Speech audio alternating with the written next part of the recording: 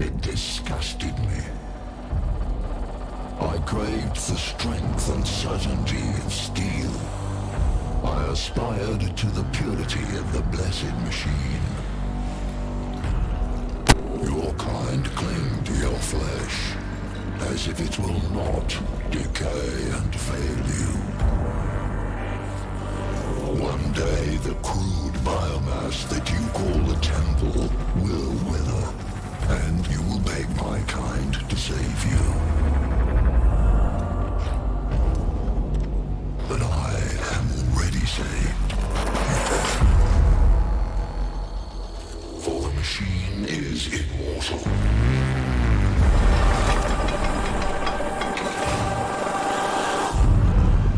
Even in death, I serve the Omnisire.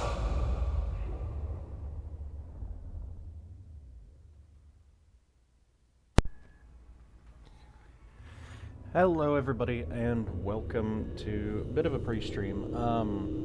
Today I am playing Warhammer 40k Mechanicus. This is a game that comes heavily recommended to me from Moff Farragon, and he said it's very much like XCOM, and I have played a little bit of it, and I can absolutely agree. There are some things that I like better about Mechanicus than XCOM, but also some things that, probably the other way around.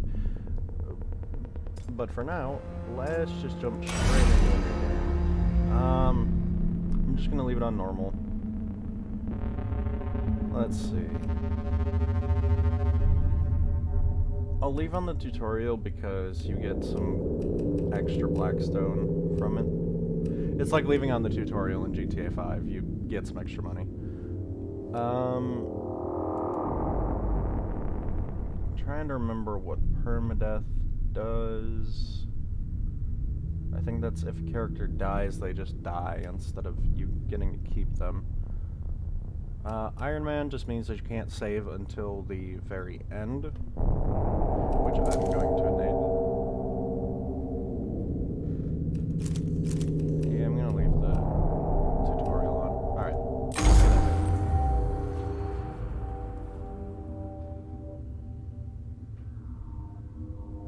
The 31st millennium, time of darkness and war. The Imperium of Man claims the whole galaxy in the name of the God Emperor. It fights an endless war against demons from without, heretics from within, and supernatural horrors from beyond. Alongside the Imperium's war fleets serve the Adeptus Mechanicus. They are the tech priests of Mars, guardians of the claims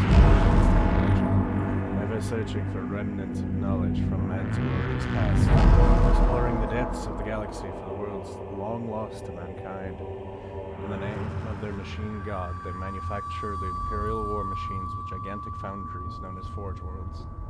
Gradually, the tech priests of the Adeptus Mechanicus shed their human weaknesses, replacing their limbs and organs with machinery that is both stronger and spiritually pure. Their leaders, the inscrutable Magi, protect the Forge Worlds and explore the furthest corner of the galaxies with their cohorts of Skitarii troops. It is a time of warfare, tragedy, and portents of doom. Across this benighted galaxy, the Adeptus Mechanicus are one of mankind's last defenses against the new Dark Age. Or perhaps they will be the ones to hasten its dawn.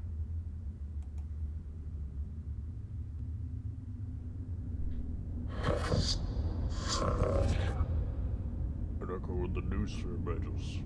An old transmission lost to the warp, recovered only now. Worthy of our attention, the Great Divide torments the galaxy. The resources of Adeptus Mechanicus are stretched thin. Though the Imperium at large knows it not, this represents an unknown but possible key to victory. Perhaps avert the ill fate that has befallen us. Tenebrius, part of the Amicis Solaris within Ultima Segmentum. Gather them. 4 months later,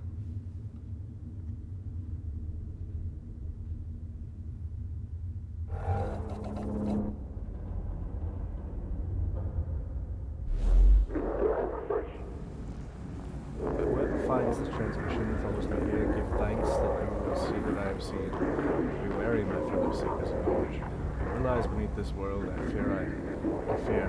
I hope I haven't to open it.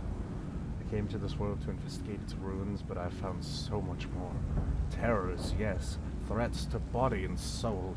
By the Omnissiah, I found such wonders. The last transmission of Magus, Resak. He vanished while on an exploratory mission to investigate the Xeno structures of the Silent Universe. I bother this. He found something. Our mission on this world is to ascertain any Xeno structures and find it. The opening of the Great Divide means we can call on no additional support from the Forge Worlds. We must achieve this with the troops and resources we bring with us.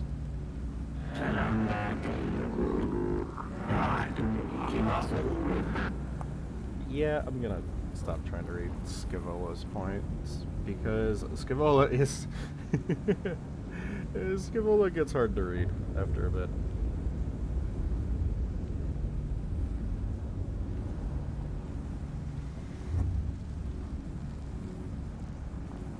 Alright.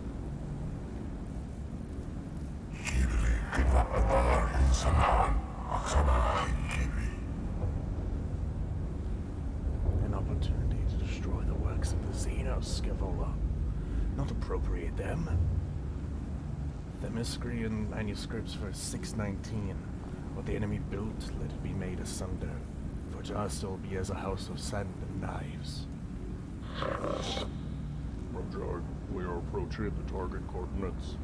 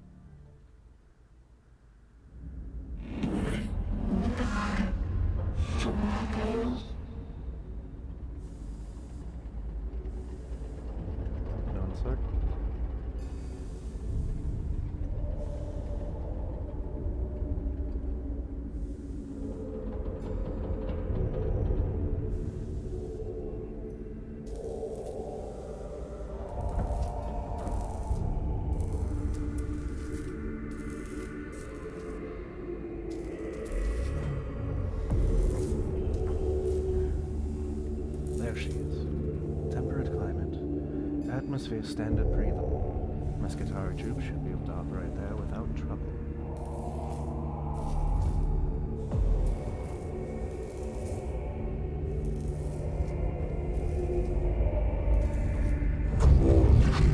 We're ready to make landfall.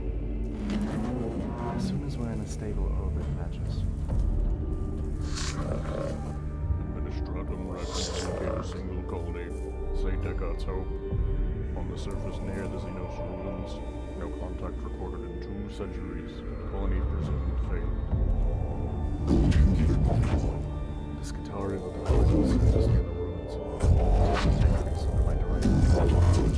I shall monitor them from the command throne on board. Servo skill readiness will serve as my eyes on the surface. We make landfall at once. Yes, Magus. Set up a forward command. Resak's transmission looked like it came from underground. We'll secure any entrances to an underground structure so your tech priest can begin the exploration. Agrelite sector located. This tomb reeks of stale, dusty antiquity. Its once stern architecture is littered with debris and tarnished with the patina of age. Here and there, fissures in the structure cast feeble light over cracked and tarnished metal. The tomb was once brutalist and oppressive, as if designed to crush the spirits of its inhabitants. It is no less intimidating now, Instead of evoking a merciless guiding intelligence, it speaks only of decline and of death. The place seems abandoned at first glance, but as the exploratory troops move through its hushed corridors, ancient dust stirs, and something long dead begins to take on a facsimile of life.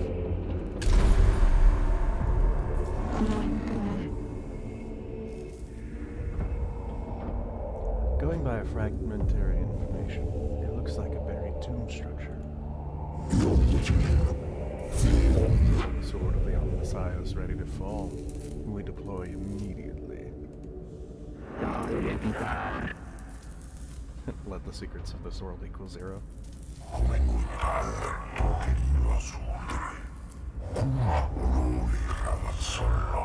In the presence of the Xenos lies the invisible miasma of corruption.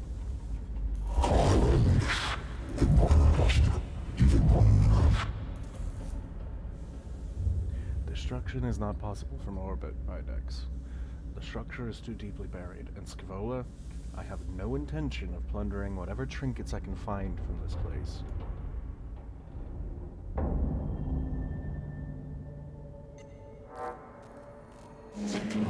Only behind a couple seconds, that is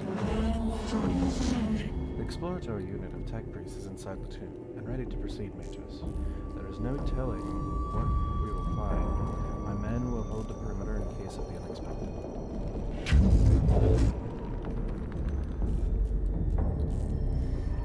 It would be folly to commit a whole manpower to the unknown, especially when the potential moral threat exists that Scutari are less able to withstand. I have the greatest respect for my Scutari, but they are still far from the ascension that a tech priest affords. I shall lead this mission in person. Zorosco Redfish shall be my eyes and ears on the ground. Omnissiah be praised. Going.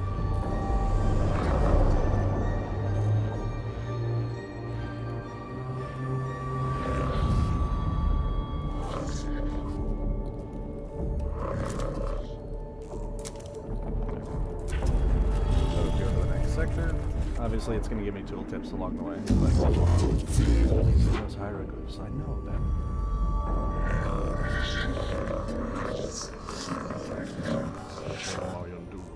Necrons, mysterious, ill-researched, and corrupting. We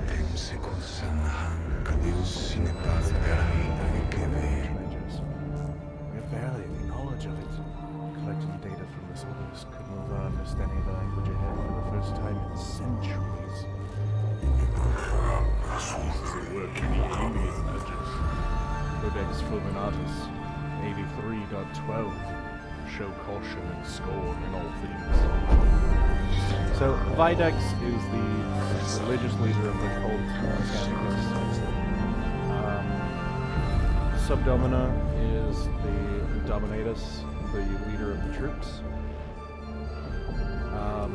The other guy is the biologist, the one who wanted me to look at the column. He's the biologist, who is the guy who tries to understand and exploit the biology of enemies. Scaevola is the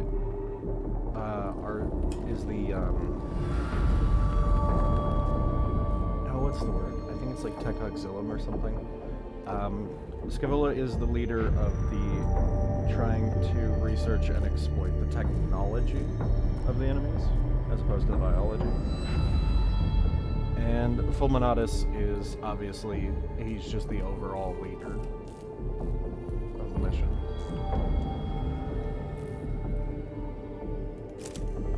Ahead is an obelisk-like object covered in what can only be described as hieroglyphic symbols. It almost reaches the tall ceiling of this chamber. I can check the surrounding chambers for potential dangers. I can destroy the obelisk. It's a monument to the alien and must fall. Or I can examine the inscriptions on the obelisk. I'm going to secure it.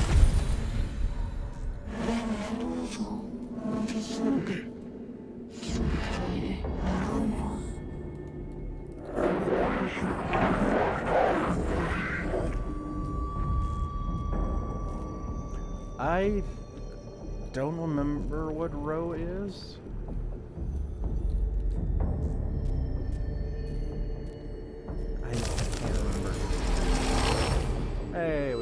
flagstone for securing it.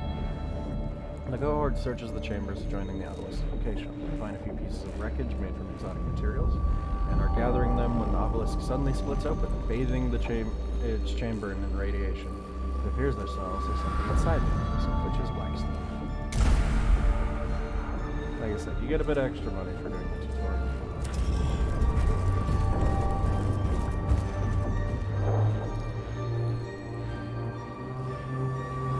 Nothing in that room.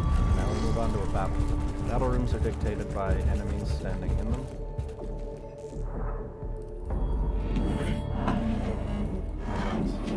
Zach did encounter them after all. No wonder he didn't make it off this planet. Every datum we have says they are as deadly as they are inhuman.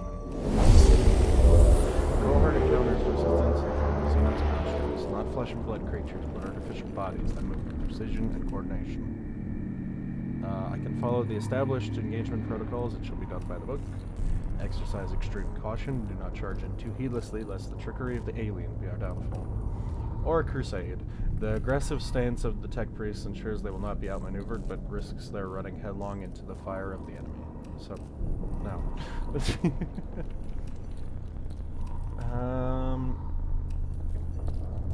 Let's go with caution.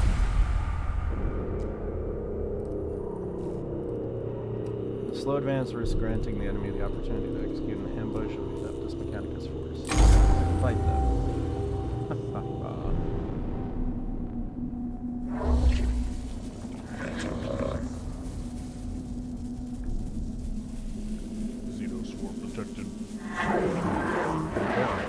Predatus cogitators now function for synthetic forms.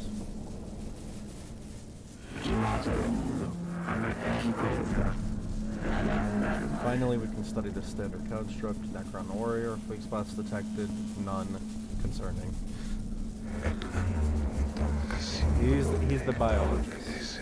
So he is the trying to use their biology against them.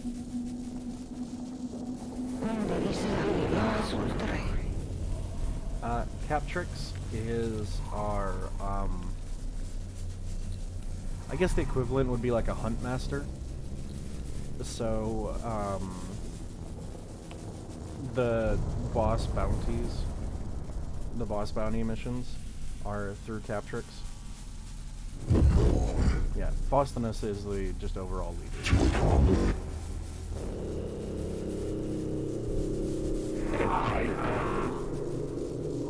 It is also widely known that they will self-repair, reanimate, or reconstruct themselves when the time to do so. Wounds that would instantly kill a Scutari are the equivalent of a Class C graze to Necrons.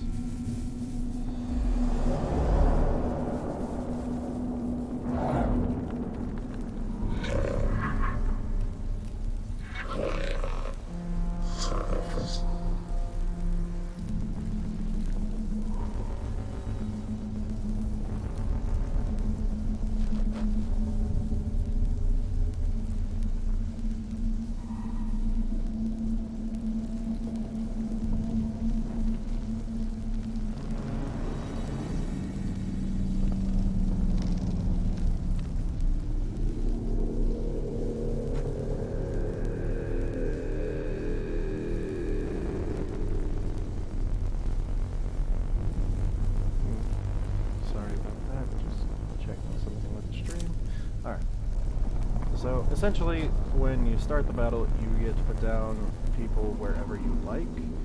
I'm not going to split these guys up, obviously. Let's select Jeremiah and Manarius. Jeremiah, obviousobviously is our ranged dude. Menarius is our melee dude. So I want Menarius in front. So you see how there's these two cogs there on the right of that box? It says Phosphor Serpenta, and then towards the right there's two cogs. Those are cognition points. So that is this bar right here. And we can earn those by sending our servo skulls to collect one from a pillar, or by sending a tech priest to stand next to a pillar, and they will collect it. Certain places will have objects that have more than one cognition point. The only way to collect more than one at a time is to have a tech priest standing there next to it, or to have a servo skull that's been upgraded with the one tech tree for tech priests, they can then collect all points from a spot, which is very handy. But as you can see, this Phosphorus Serpentis has 2 cogs. That means that it takes 2 cognition points to actually fire this gun. So I have to have those first before I can actually fire it. Whereas this macro stubber does not take any. And if you'll notice, there's another box on the right that says Machine Spirit. So what that means is these couple of bars under here, like this gun has 2, the axe only has 1, this gun also has 2. That means if you fire the weapon or attack with the weapon, you know, I'll just make it simple. If you make an attack with a weapon this many times, it will charge the machine spirit that is inside of the weapon. And when it's fully charged, the next attack will do whatever the machine spirit box says. So like this one says it'll add 2 damage. This one says it will immobilize the target.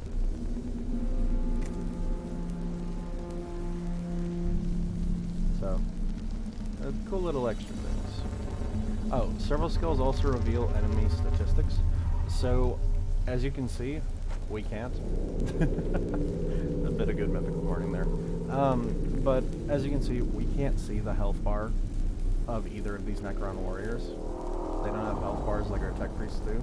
That's because we don't know their stats. If I use the servo skull on them, though, that will reveal how much health they have and if they have any armor. Because as you can see, our tech priests have 1 physical and 1 energy armor. So, let's get into the battle.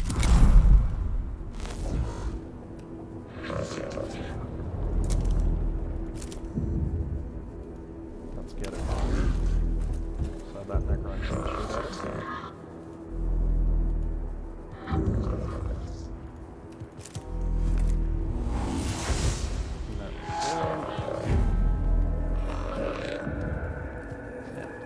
They're not, cognition points are not individual. They are across the entire group. That's why the gauge is down. So,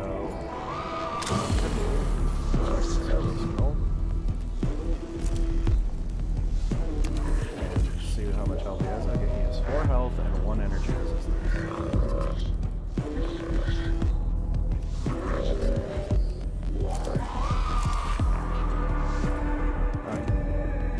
So, that means that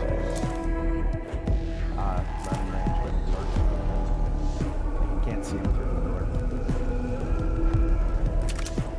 Which is actually pretty okay. So, you'll notice that there are some blue squares that I can move on to and some yellow squares that I can move on to. Or orange. The orange squares will take the 1 cognition point that I just did. You can see it says above gear -1. Or I can move to these blue squares for free. So, and also as you can see, it puts the, whatever weapon you're using, it puts a little icon box over the enemy. If going there will put you in range of your weapon. So this puts me in range of the pistol. Then take my shot because this macro stubber does physical damage instead of energy damage. It's going to be more effective against him than the Phosphorus Serpentis that this guy has.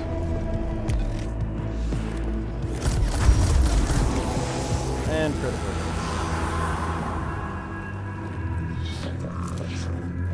So normally when you kill a Necron, they just go down, and they're down for 3 turns.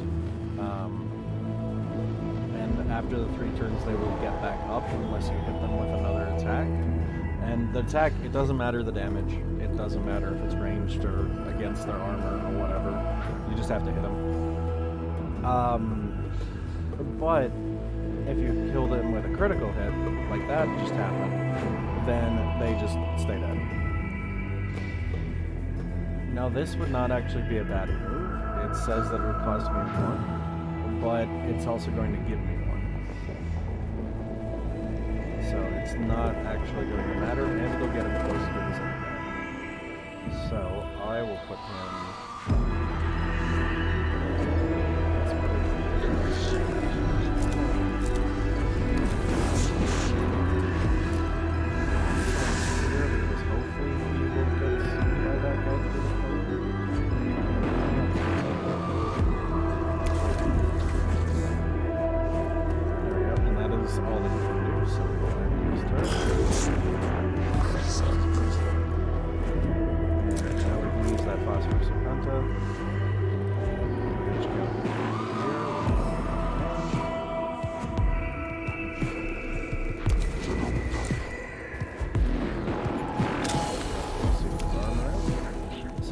this bar at the top is actually the turn order.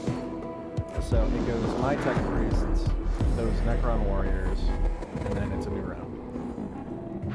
And then we can add reinforcements if we have the cognition points to do so. And also if we have the troops along to do so. Alright, boss versus Quick. Might be able to take him out. 2. 5 damage. See, he just went down. But because there's no other enemy, him being down counts as him being dead. So when there's no other enemies that are still up, that counts as all targets. And also, yeah. So this box, one thing to keep in mind is that any damage your soldiers take, they keep through the rest of the mission unless you find some way to heal them, or you heal them in battles. So that is one thing that I like better about this than XCOM, is that if you heal people in battles, they are healed. In XCOM, if you heal people in battle, after the fight, they're still just as wounded as when you healed them.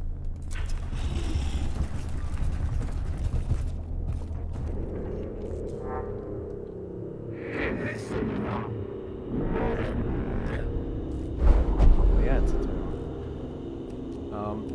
Several groups of structures like upright coffins of an unknown material.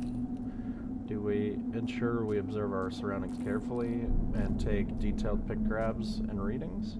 Or do we make sure we destroy any structure that looks suspicious? It's worth pausing in my advance to do harm to the Xenos. Or do we not tarry to observe the works of the alien, press on, and avoid any distractions? I'm gonna intrigue, actually.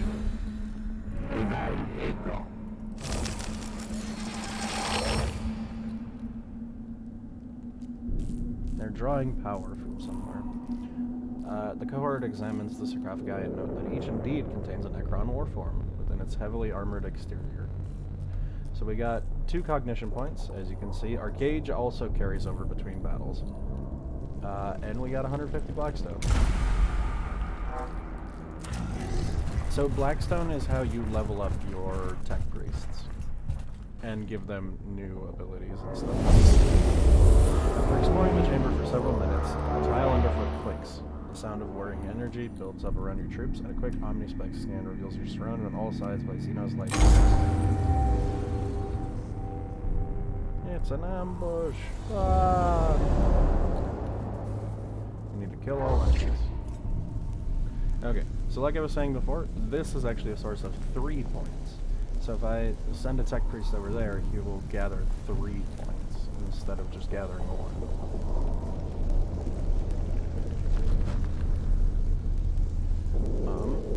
Let's... What direction do we want to go? Or do we want to split our guys up? Our guys don't have any way to heal right now, so I don't know if we really want to split them. But what we could do is we could send 1 and a servitor.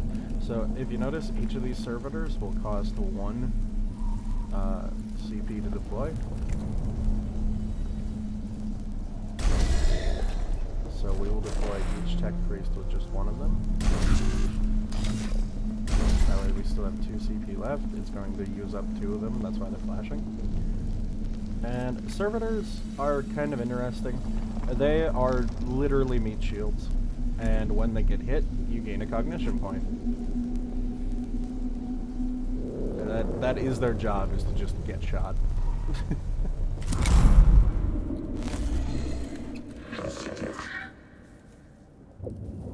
Tech priests is troops. So, troops are servants and cannon fodder. But they are useful and should not be overlooked. Yeah, some of the troop types are very cool, and I'll show those off later. Alright, let's send in the servitor. He's gonna get blasted. Okay, that's what he's here for. So which one is going first? That one is actually going first. Okay. And then it'll be that servitor and that Necron warrior. Going here puts you in range with the blast pistol. Let's scan him first. He has energy resistance, so you are actually the perfect fighter against him. Because you don't do energy damage, you do physical damage. Ooh, 3 damage. Good. So, the way you can tell if something does physical or energy damage, if you look in the middle bottom of the box, that says damage 2 to 4 in yellow, and has a little blast icon, that means it does physical damage. Whereas, if I go over here to Terminaries, this says 4 to 6 in blue, and has a lightning bolt. That means it's energy damage. Some weapons don't actually do a specific kind of damage, and they just ignore armor because of it. If I put you here, you are more damage. So, this guy has physical armor. So, you should be full damage. Ah. And next turn, our servitor will be able to run up there and punch him. So, he won't be able to get back up. But, let's keep going.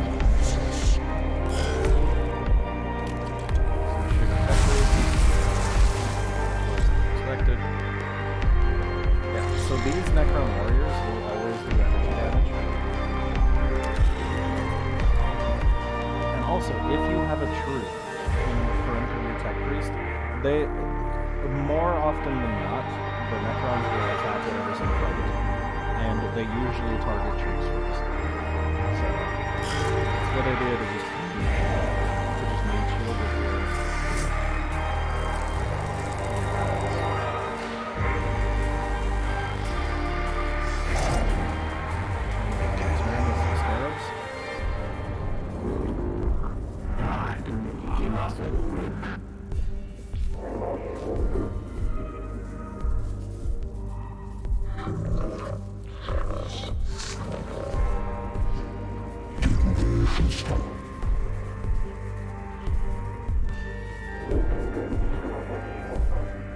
Scarabs, unknowns, nearest race. Intelligence, from specimens gathered, AI 30 equals false. So, they're not intelligent. They're just a lot.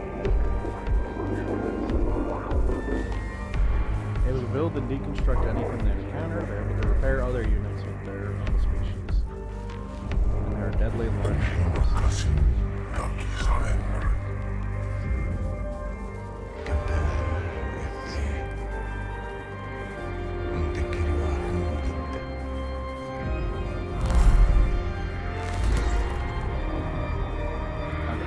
As you can see, because this servitor is right next to a scarab, if he moves away, he's going to take an opportunity attack, which means that the scarab will get to do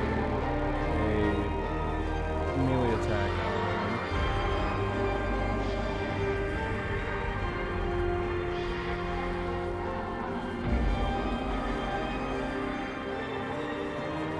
So it means that the scarab will get to do a melee attack on him. Or he can stand here and punch the scarab.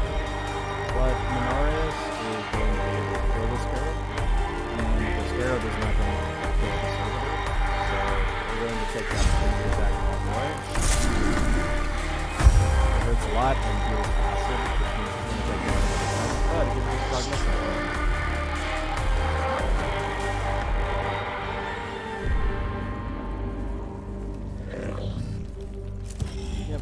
Servitors are very handy. So we got a cognition point on that, and we'll get one from beating up this guy. Because you get that. And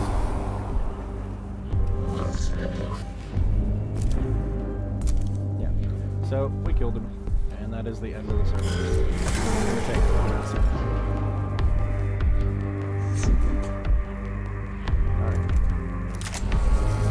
Because I'm not in melee, I can zap this guy.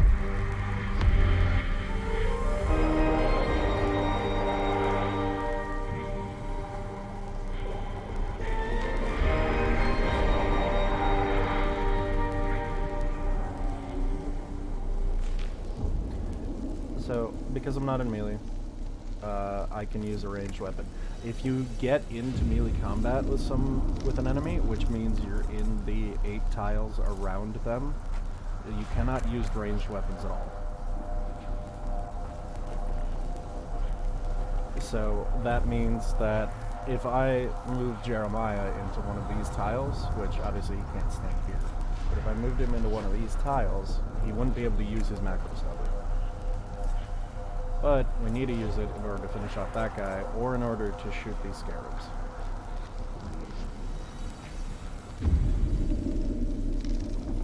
But the servitor does physical damage, but I think he only does 1 damage?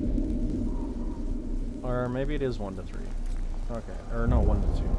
So the servitor might be able to take that Necron warrior. And I don't want my tech priest getting acid. There we go.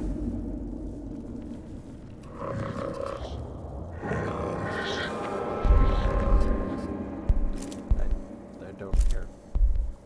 Okay. So there we go. We hit the dude. We're going to stand here, so I can shoot at him next turn, but not so far ahead that he's going to be ahead of the servitor, because I don't want that. Alright. Yep. When you're in a melee combat, you're unable to use your range weapons. Yep. So, Menarius, slice it. Ooh, didn't kill him. But if I walk away, I can still shoot him. So, let's do that. Because it already took its opportunity attack on the servitor, it can't opportunity attack our priest. You only get 1 opportunity attack. So, that scarab is on 1 health, because each scarab actually represents their health.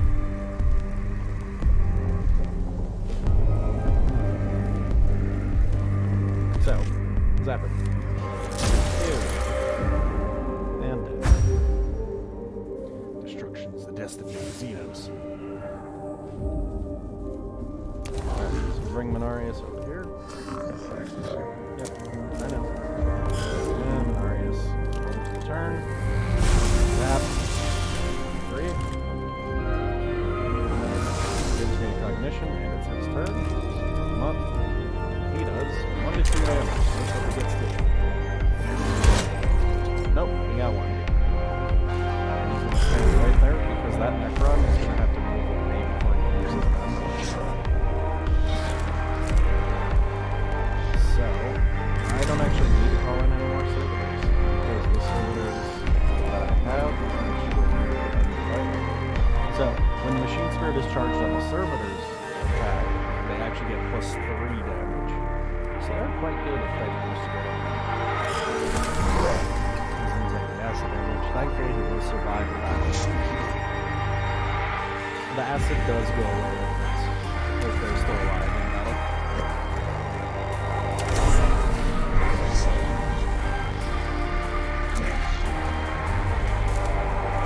And Macro Stubber with Machine Spirit, so it does +1 damage.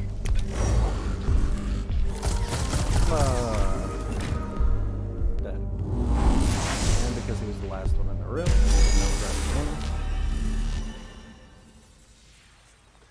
So, Magus Jeremiah has obviously, or Apprentice Jeremiah. Menarius is actually the Magus here. But Jeremiah has obviously taken some damage.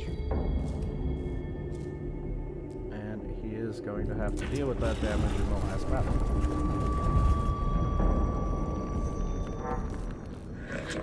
And also our servitors have taken some damage as well.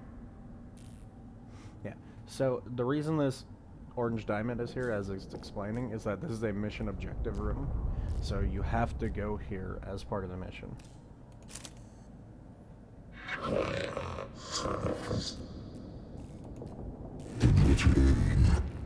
And the reason why specific rooms are marked with mission objective, I will show later. Not all areas are linear paths like this one.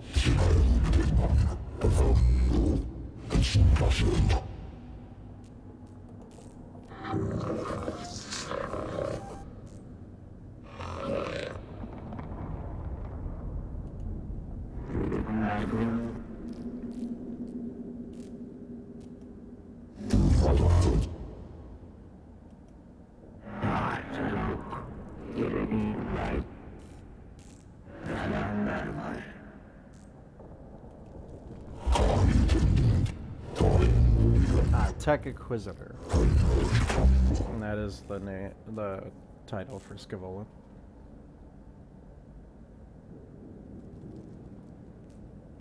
Are you winning?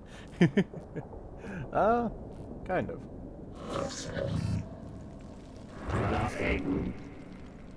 New spheric interference. Disconnect at once. Purged, reset. Disconnect complete. Possible scrap code. Fragment now. Requesting Dominus. Explain. Escobar left suddenly, my cogitators glitched, augmentations entered sporadic reaction protocols, and have fried vital sign registers. Unclear of full damage report. Necron device is now active.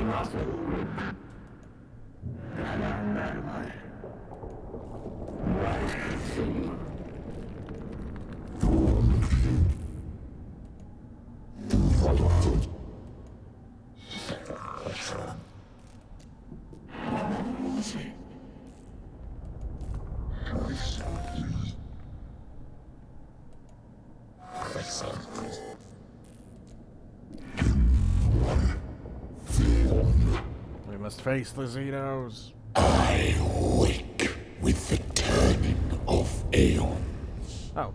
Stars You yet can barely hear me. life yet blossoms. Is it truly time? Oh, sorry, I skipped that. I was trying to go to settings. If you can barely hear me, okay. I can turn myself up. 1 second. How's this? Is this any better?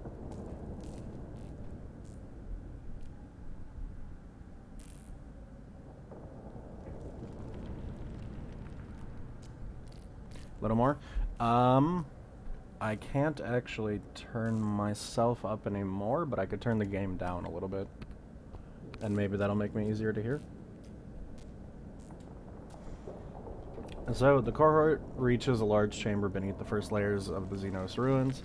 Bridges stretch from balancing platforms, barely holding themselves together, while rubble falls from the high walkways like breadcrumbs, escaping into the abyss below. We can either fall back, get the tech priest out of there, we can annihilate the Xenos filth with righteous fury, or we can contain the Xenos and return it to Cestus Metallicum intact so that it can be vivisected and studied. Oh, I didn't actually change anything, but sure. Alright. I mean, I did move the microphone slightly closer. Maybe that'll help. Let's see.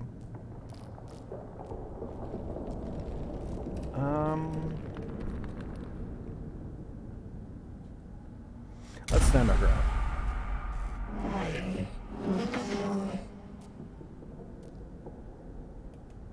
Insects. This galaxy is infested with vermin. I did not see your shot for capture until after I had already clicked. Sorry about that. Green light flickers into life from the shadows. The cohort prepares for the worst as skeletal silhouettes start to form in front of the shadows. So, on my first playthrough, I did do capture. It had me survive a number of rounds. This time, it does want me to kill all of these. Okay.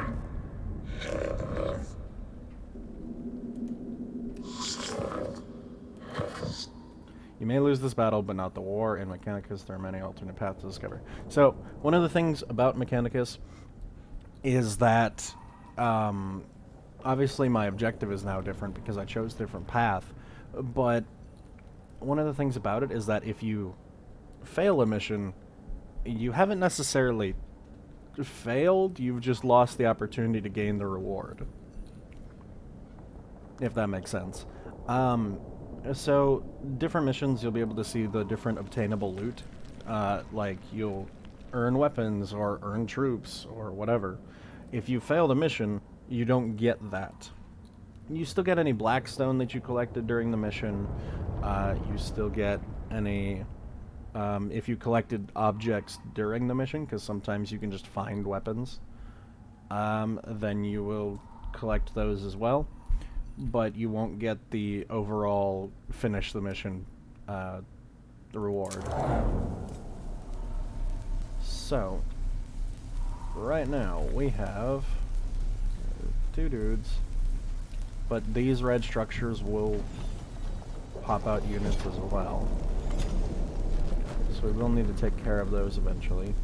Let's get Jeremiah and Minarius up and toss a couple of servitors in front of them. And I think that's how we start this battle. I need to shift the camera a little bit. There we go. Alright, servitors, let's get you up.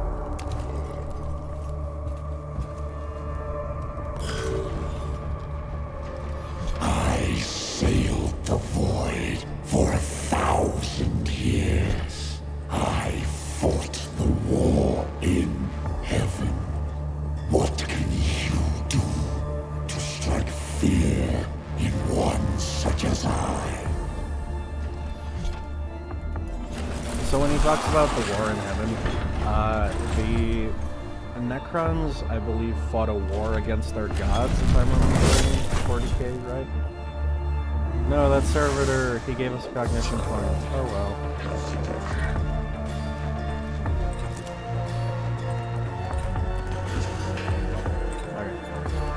Let's see what you have, Agrelek. So, Agrelek is kind of an annoying boss to fight. His protections actually change depending on what you hit him with. So...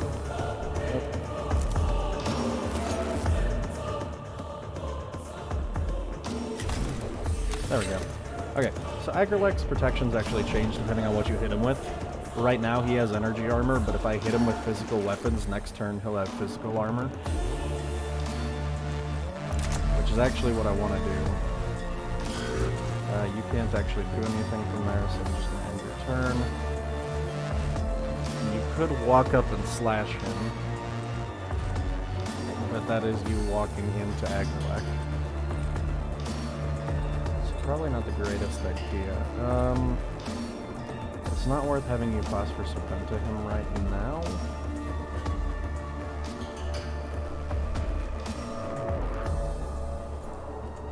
Let's actually go collect a cognition point and then end your turn as well.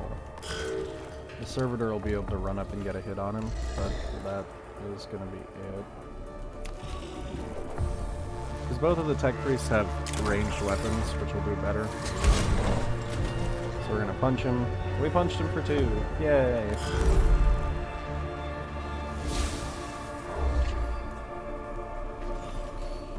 Okay, now I can bring in my other servitors if I so choose.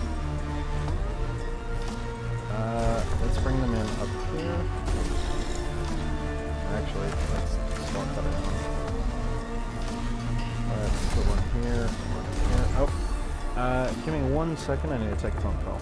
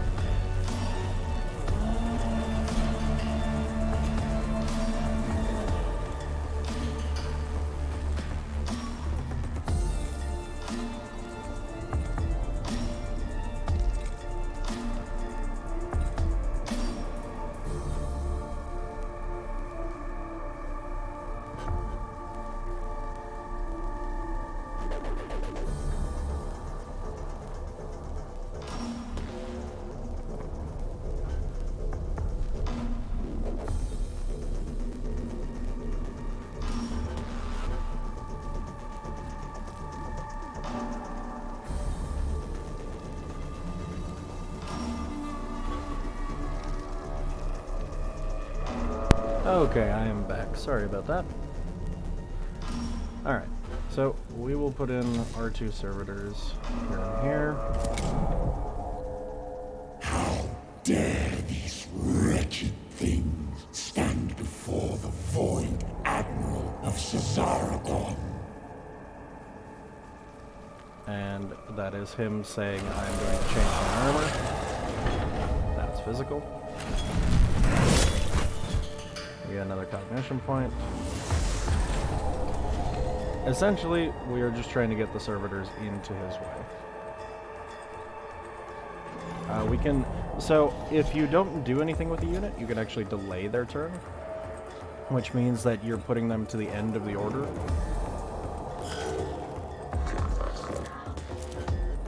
So see, it put it back here instead.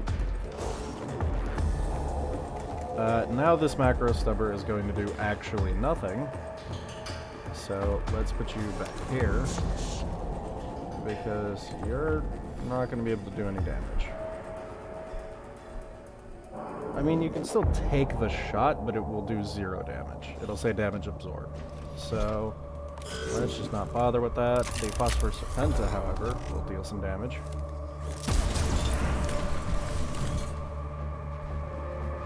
And let's get you away as well. Put you guys back here so that you can keep firing on him.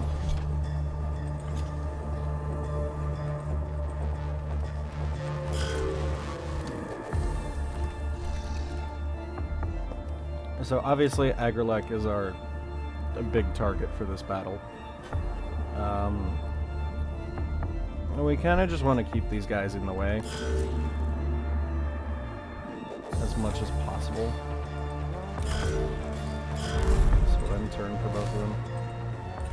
When my fleet sails once more, vermin like you shall be strung from my prow.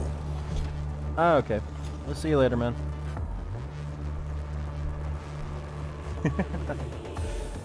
Alright. So, he's changing again. Now to energy. I forgot that he has a cleave attack.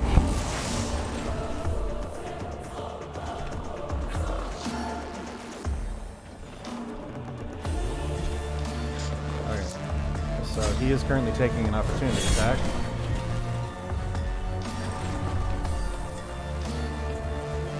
And then we'll be able to hit him with that axe. Alright, let's get you as far away as we can. And then shoot you.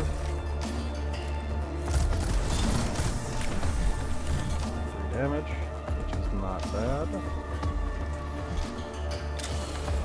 This guy's gonna get close next turn, so we might as well reveal what he has. He has energy resistance, which is good for us. It means that we can shoot him with our physical blaster. Let's get you over here because it gives us cognition points. But let's not take you out of range. Okay, you can hit him again with your axe. And then you can back off.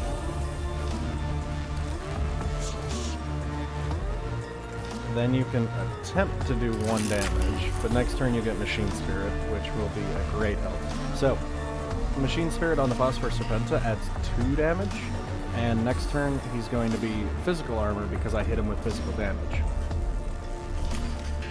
You can try for 1 damage here. Oh. That said it still did... okay.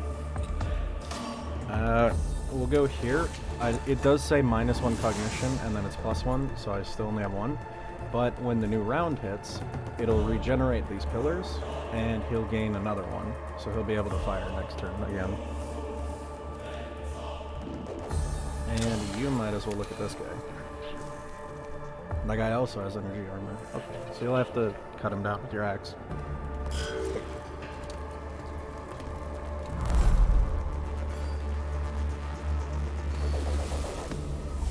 See? He gets to siphon it up right away. Do not think to challenge avenge us. We who killed our gods. Alright, so depending on which one he runs after, he goes to Nightmare Shroud, gets 5 physical armor instead, and he's close enough to hit. Ow.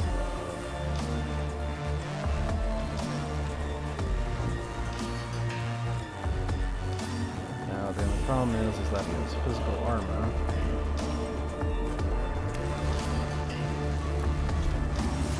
So obviously I can't really shoot him with my physical pistol. Gonna go for it anyways though, just to charge the Machine Spirit. It'll do 0, but there we go, now the Machine Spirit is charged. For next turn. That is you. You need to walk away. Essentially I need to pull him into this room. You can immobilize him. Oh, he's not actually in range of me. Okay. There we go. Machine Spirit. Immobilize. Damage absorbed, but now he can't move. Which is good for us.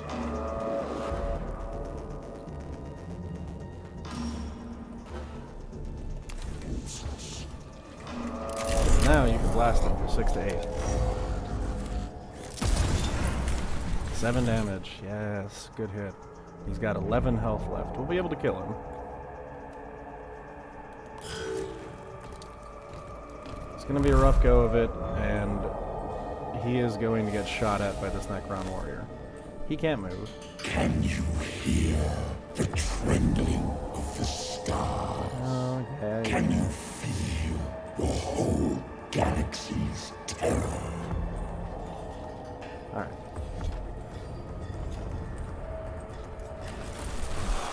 We'll change to physical, or to energy armor, which is good for us. He's gonna get shot at. That's gonna hurt. But he can't move, which is great for us. Machine Spirit. 3 to 5. 5 damage. That was wonderful. Alright, let's pick up a cognition point. And we will end your turn. You, on the other hand, are going to need to run up and hit him so that you don't keep taking hits from him. Let's get you on the other side of him, though.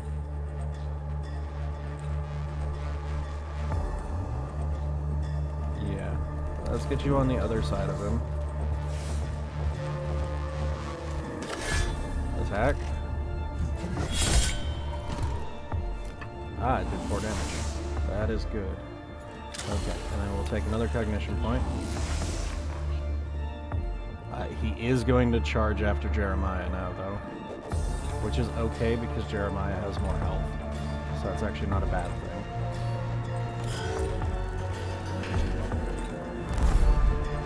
Around, he's going to change to physical armor. In time, when the South Tech Dynasty rules, you will beg Lord Cesaragon to erase you from existence, so your suffering might end.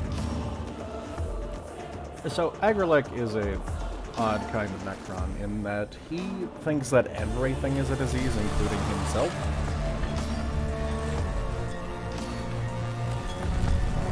Now.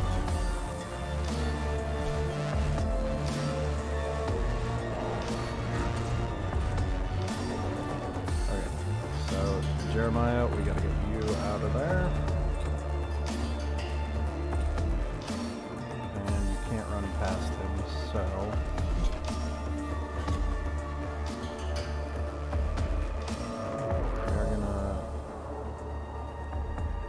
Actually, I'm gonna delay the turn. Okay, so first off, kill him.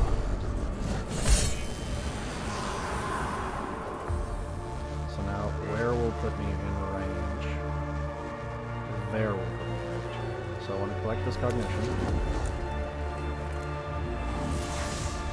And I want to come down here with a 1. And here with another, gain that one. And hope for 6 damage. Ah, 5 damage. No. End his turn. The next is Jeremiah, who's in melee and can't actually do anything.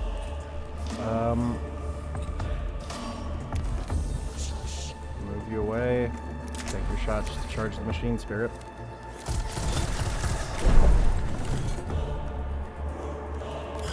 Just kind of poking. Jeremiah might die here. I'm going to collect cognition. See what becomes of your wretched forms. When again I meet your kind, your ships shall be crushed. Hello, like Kodiak. your bodies. I see you in the chat there.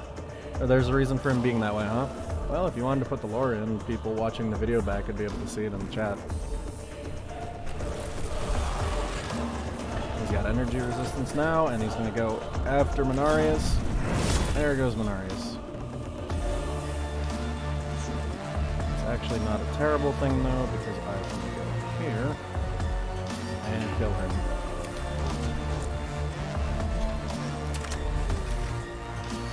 And because the other guy has energy armor, Jeremiah should be able to kill him.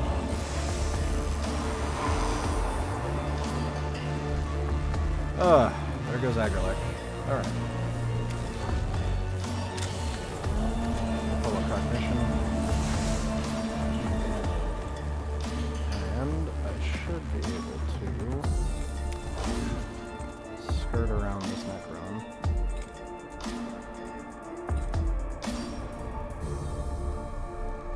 Shouldn't be able to see me from there, because the pillar should be in the way. Actually, let's make sure that the pillar's in the way. There we go. Definitely shouldn't be able to see me now.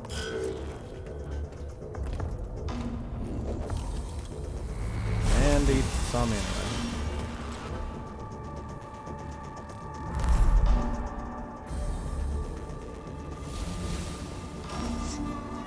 You unfortunately don't have a melee weapon. So, I can't exactly. And also, can you shoot him? He is out of range. Okay. Machine Spirit should hopefully let me kill him.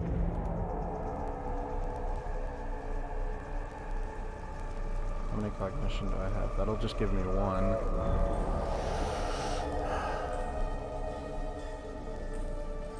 It's not necessarily worth it.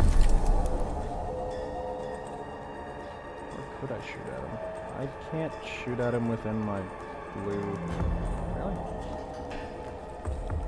Why wouldn't I be able to shoot him right there?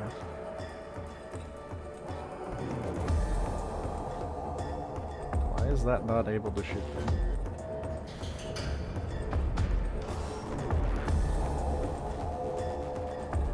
Because from right there I should be able to...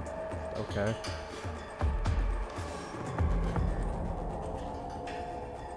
And I can't shoot him from this other stairs either. Okay. That is very odd.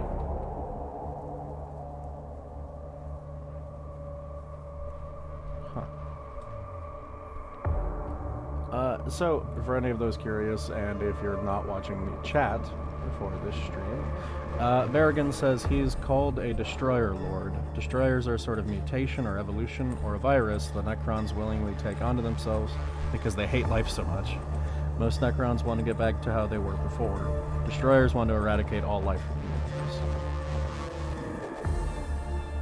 So that is the reason why Agrelek is the way that he is.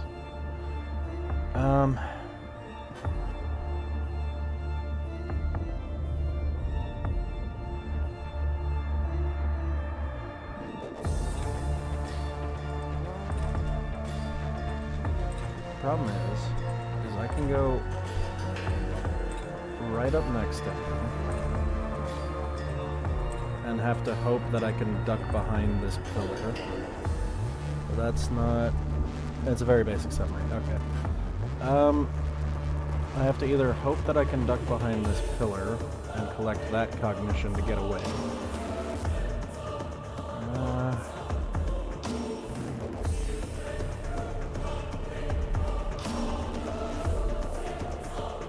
Yeah, let's try it. Okay. Go here. Hope for the 5 damage. Oh, I got it. I got the 5 damage. Oh god. It was either that, or get him here, then race him around the corner and hope that I could just keep running. So that I could run back and shoot him. But we got him. We got him, boys. All that's left is Jeremiah.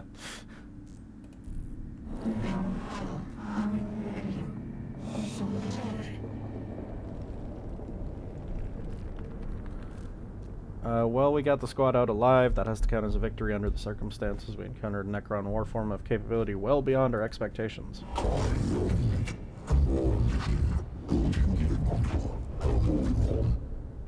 However, one battle won is not a success. We'll eventually face losses on this mission. When that happens, we must press on beyond our failures. And there is something else. The reanimation.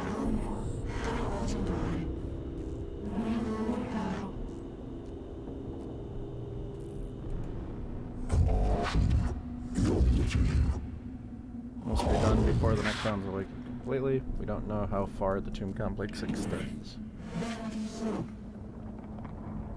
So, you're gonna be in the stream then, Berrigan? Kodiak? However you want to call yourself.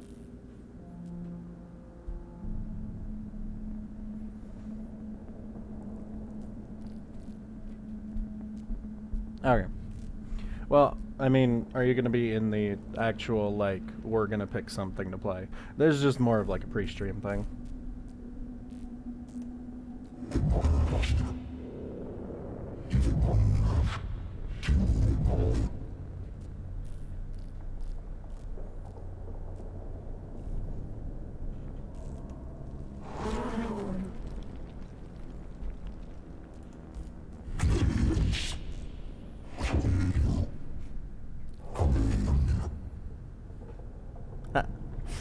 You are gonna have to wait a second, my good sir. So, a special guest, Berrigan, is going to be joining us. Give me 1 second to get him on the line.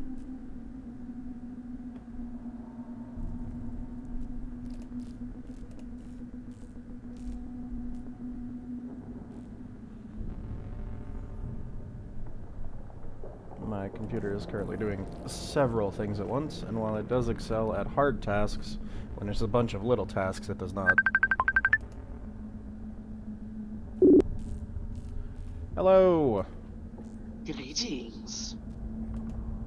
Ah, we also have another special guest. Zim is here with us as well. Hello? Who's here? He was here. He's still on the call. Hmm. He's just not there. Interesting. Very interesting.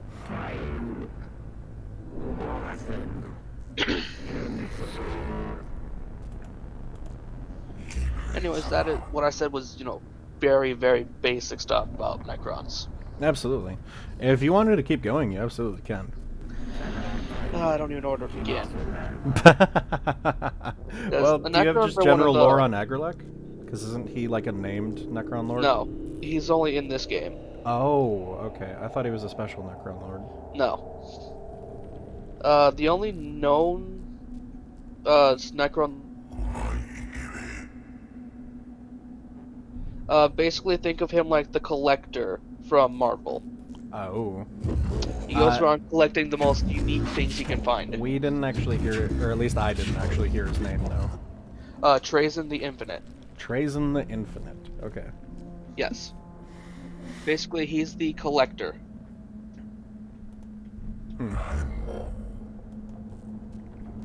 So, obviously, what's happening here in the game is a bit of arguing back and forth between religion and science.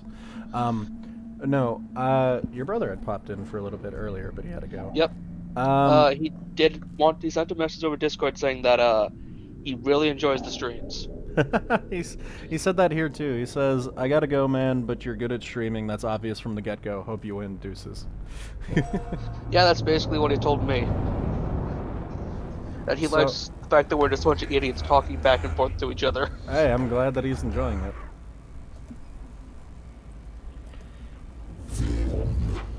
So our xenobiologist is here. Something interesting that Trazen does have in his collection, though, Yes. is something called a Krork. The Okay. Krork were the orcs before they devolved. Huh. Basically, I think 12-foot tall monster of muscle and power armor that surpasses anything the Imperium has ever made. Huh. Yeah. If you'd like, I can explain a bit more about Necron general lore. I mean, completely up to you, man. I mean, the setting is perfect for it. Well, the Necrons are one of the original races in the galaxy. From Okay. like 100,000 years or so ago, maybe a couple million.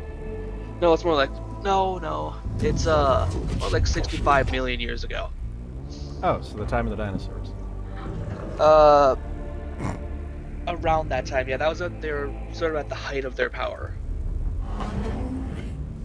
Basically, the Necron tier, which is what they were called, they're not originally Necrons, they were called the Necron tier. They evolved on a planet that was blasted with radiation. Hmm. Basically, their life sucked so bad that they wished for death constantly. And at the time, there was another race in the galaxy, something called the Old Ones. They were basically giant frogs that evolved so much they became, ascended Sentient, beings. Yeah. And they were, immortal and could create life on a whim. Only problem with... now? Yes, Hey, you're there here it now. is. My mic was muted. Nice job, dumbass. So just like that, so one thing to explain on the stream right now, as the goings on, like XCOM, there is a doom meter, but unlike XCOM, it charges based on how many awakenings happen during the mission. And you can reduce it during missions. Yes. But, basically, the Necron tier found out about the Old Ones, basically begged them to, fix their bodies, because at this point they were so radiation blasted they couldn't even survive off their own planet. And, the Old Ones, being the kind of pricks they are, had decided that they don't want to tamper with life. They create it. They want to evolve naturally. Necron tier, obviously being pissed about this, declared war. Yeah, so the war in And- the heavens. Yes, the war in heavens, which isn't actually this war. In this war, the Necrons started out fine, but it can't really compete with the ascended race of beings, No, that can just Especially- poof, here's people. especially when the Necron tier base did not have faster than light travel. Hmm. And the old ones had something called the Webware, which let them basically move wherever they wanted in the galaxy. Necron's tier got their asses kicked until they went and got forced back onto their radiation blasted planet, where they found something called a Catan that had been trying to eat their sun for the past however long they'd evolved. Catan are Catan in their language means star god. Ah, Basically an omnipresent being that can do whatever it wants, just like the old ones. The Necron tier, being salty pricks about losing the war, decided to capture the Star God and make it its body of, and somehow contain it in a body of living metal. hmm. Long story short, they did that with every Catan they found, and the Catan tricked them into becoming the Necron we know today by making them turn them all into metal bodies and eating all their souls while doing it.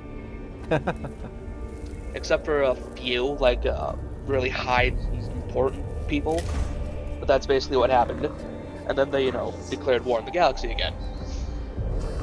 Because Catan just found out that souls are a lot tastier than suns. And that was how the war in the heavens started.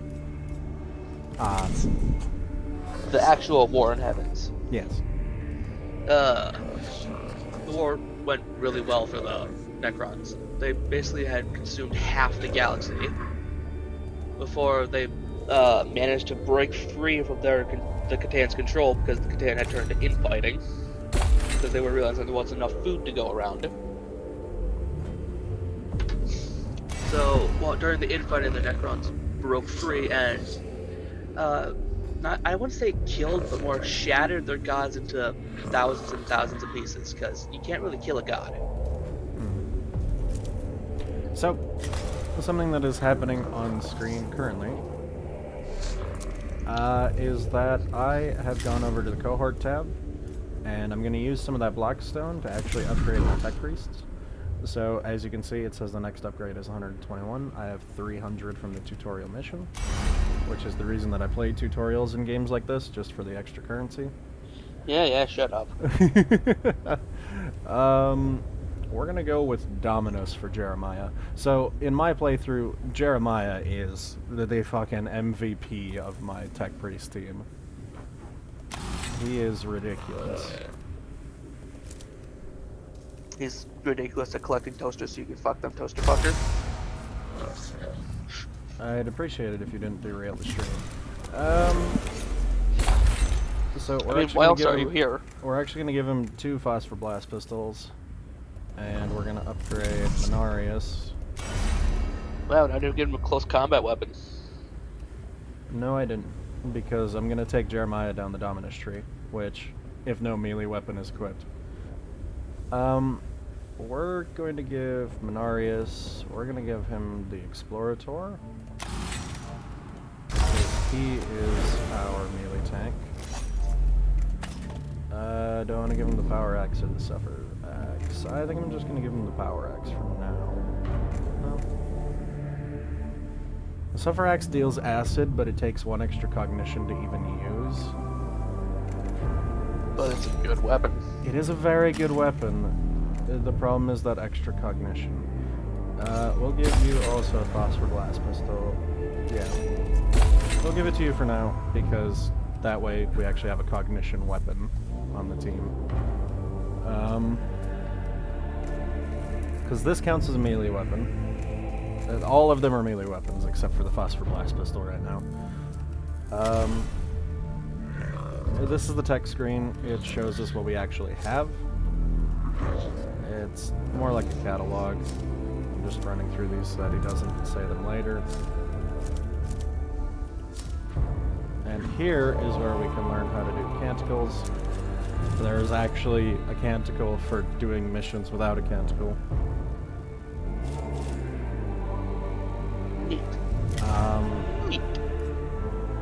Canticles are special extra powers that you can use once per mission, unless you have a tech priest of the tech auxilium, which for 2 cognition you can use an extra canticle.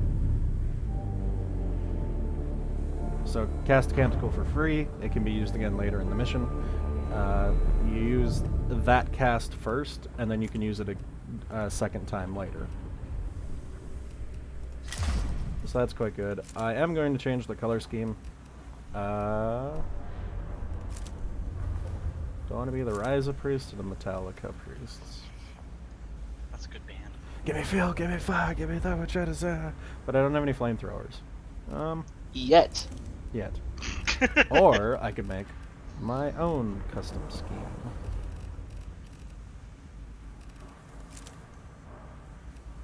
Cannot wait till you start getting castellans.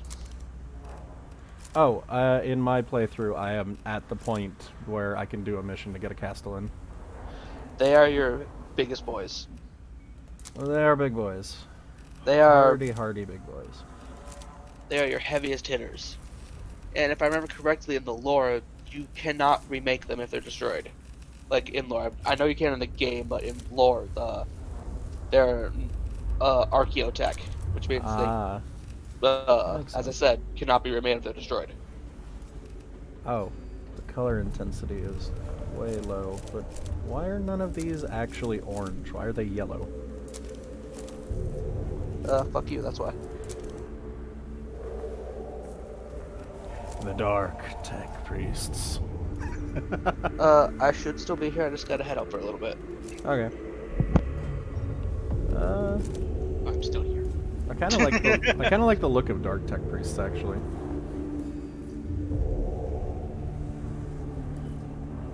That is actually kind of cool. What do you look like right now? God, he looks like a fucking necromancer.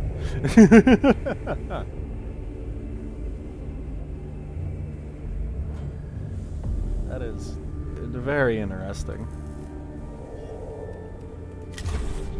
I want to know why these colors are not orange.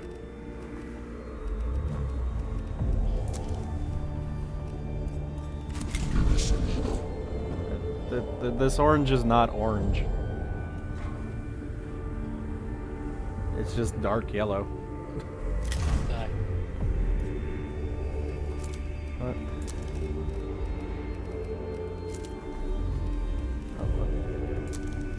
I want those as the blood red, and these as the black, and that will be my color scheme.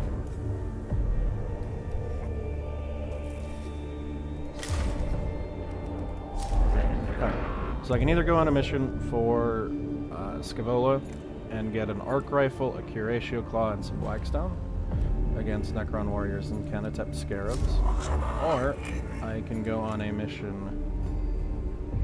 for Videx and get the Omniscion Axe, which the Omniscion Axe actually it does not cost a cognition point to use, so I might go on that one.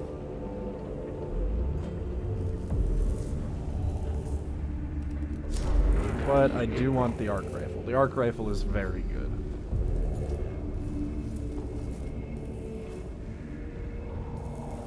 So let's do that one first.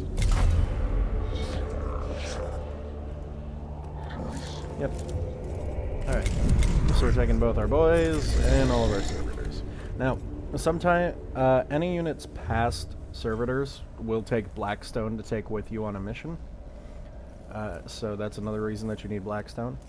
But your tech priests never do, at least as far as I'm aware. I've had up to 4 tech priests and none of them have ever taken Blackstone to take with. If you bring them back hurt, they will reduce the amount of Blackstone you gain from a mission. Though, here you can select your Canicles to take with. Obviously it's going to give us Litany of Life because we start with that one. But this screen will also tell you how many cognition points it costs to deploy a unit. So, obviously, servitors, they only take 1. So, let's go.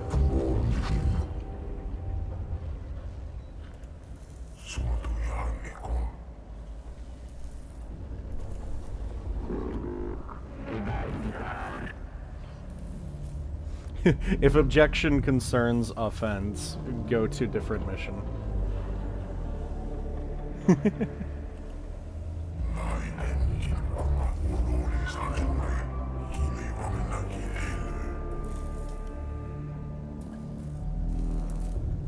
Watch your brother, for his sin of heresy is thy sin of tolerance.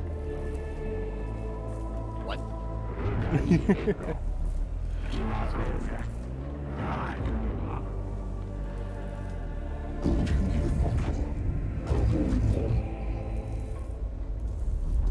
So, Scavola likes collecting the alien artifacts, but under the guise of trying to use them for, to benefit the team. That is very interesting.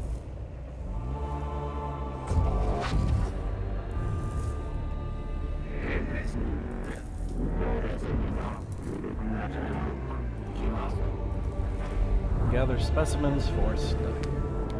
And then we will get the arc rifle, which is a actually quite powerful gun. Because the arc rifle is actually an AoE weapon. So that will be quite handy.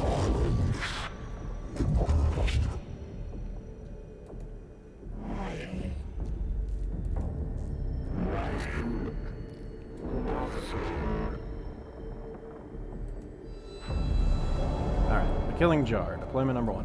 So, like I was saying, the reason that these rooms, certain rooms, are marked with the mission objective is because you can actually take different paths. Now, entering a room will generate a little bit of the Tomb's Awake level, and for every 1 Tomb Awake level you have, will add to that Doom meter at the end of the mission. But there are opportunities to reduce the Tomb's Awake level while you're doing the mission. So, now every room with this symbol means that there is a glyph to try to decipher. Eventually, if you do enough glyphs, it will show a glyph in green or a glyph in red, so that you know red is bad, obviously green is good. That's just how anything works. Which is a bit weird since lime green is the color of evil.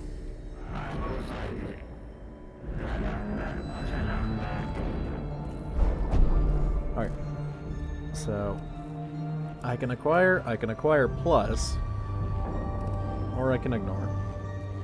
The chamber ahead has suffered damage from the shifting of the landscape above. Several dozen tiny beetle-shaped constructs are scurrying about industriously as they repair the damage. So I can either grab a couple scarabs, or I can try to grab a lot of scarabs, but that will probably injure somebody, but give me Blackstone. Or cognition points. We'll do the acquire plus.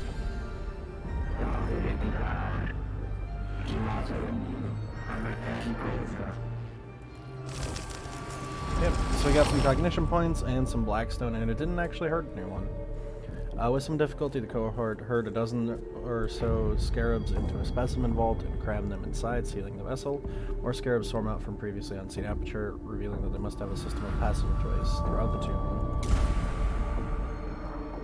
So, that was good. For entering that room, we generated 2 bars on the awake level. So, we can either go this way and get there as soon as possible, which will make the fight easier, or we can go this way and grab the goodies.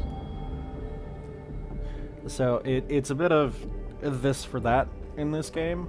Obviously, there will be times where you don't want to explore all the rooms, because if you explore all the rooms, it's going to make the fight that much harder. Once these tick over, it actually increases what the Necrons get to do. But I think I'm gonna go for goodies, and just not go for the glyphs. See that added too?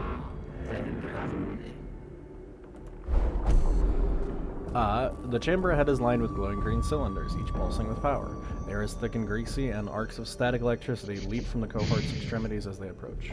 This chamber is almost certainly extremely dangerous, but it's the only way forward. We can either go slow and steady, we can try to shut it down, or we can study it.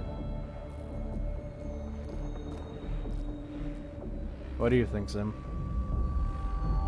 I'm present. What do you think?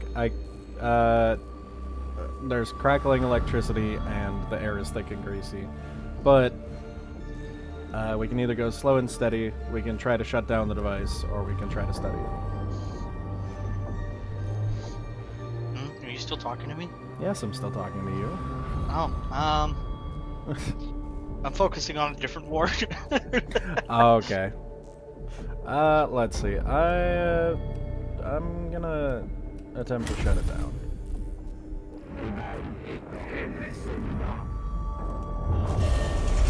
Which has added 1 bar to the level. It has added 1 bar to the level, but we got a couple more cognition points, which means that we will be able to summon up our servitors. in the battle. So that is very good. Cool. The cohort removes the casing at the base on one of the glowing cylinders. The harmful radiation that leaks out is perhaps to be expected, but severing the exposed circuits, but by severing the exposed circuits, the devices are shut down long enough to move through the chamber without suffering further harm. So as you can see up here, warning, our presence has been detected. So if that goes up, if the Tombs Awake level goes up further, it will actually start adding benefits to the Necrons. So we don't want to do that. I would love to see a mod for this game where somebody made it so that you could play it in reverse and be the Necrons, and every now and again you're made aware of the presence of the Mechanicus troops. I think that would be very cool. It'd be very hard to do, though. This chamber shows signs of having been the scene of a brutal gunfight. 2 Skitarii lie dead, with marks from Gauss blasts all over the walls. We can examine them for data on how the combat happened, we can eulogize them, or we can expropriate their gear. Let's salvage their gear. We got some money. Cohort grabs what they can from the corpses, but they were low-ranking troops and carried little valuable or exotic gear, is instead exposed to the grotesque nature of Gauss weapons. Sections of flesh teleported away as if peeled like layers of an onion, leaving flaking strata of muscle and bone exposed. And that added 1 to the awake meter, but gave us Blackstone. So I'm okay with that. And then we'll move on to the fight. I don't feel like adding any more to the awake meter, because it already chunked up. So now there will be extra Necrons in this battle.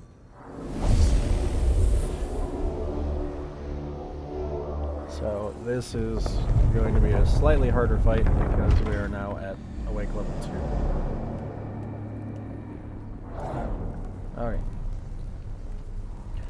But if you see these consoles here, they're with the 5 health, we can actually destroy that to lower the awake level. So that is actually not bad. We will send Jeremiah up there because he should be able to shoot at it right away. Where is that? That is on this line. Jeremiah should be able to actually shoot it from there. And that won't destroy it, but it'll come close. So we'll do that, and we'll have a couple servitors to stand in the way. We'll start there. Alright. Servitors are going to obviously body block. Now, one thing that tech priests can do is they can actually scan at those terminals to get extra Blackstone as well. So let's do that.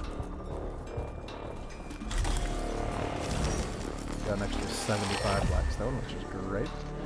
And then we will back up and we will shoot it. Phew. 2 damage. And shoot it again. Phew. For another 2 damage. Good. That means that Menarius will be able to finish it off. A servo skull to this guy. He has 9 health, but no resistance. Okay. That is your turn over. Menarius, let's get you to get that cognition first.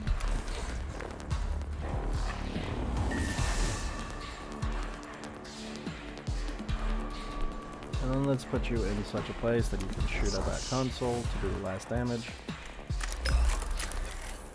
Phew. And it's gone. So it takes off 2 awakening, which means that the Tombs Awake level is back to 1, so they won't have the extra troops in this fight that they were going to have. And you can scan the other guy. He has physical resistance. Okay. But only a resistance of 1. It's not that bad. Alright, let's get this other servitor in protection.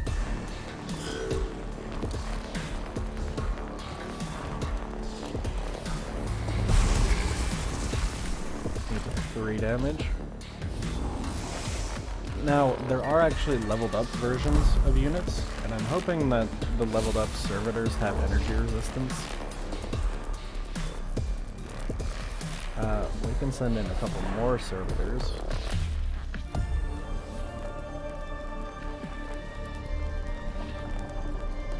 But let's not for now and conserve our cognition points. Let's get the servitor right there. Jeremiah, you can go here. You can shoot. You. Machine Spirit. Which does 2 to 3 damage. Haha. Machine Spirit.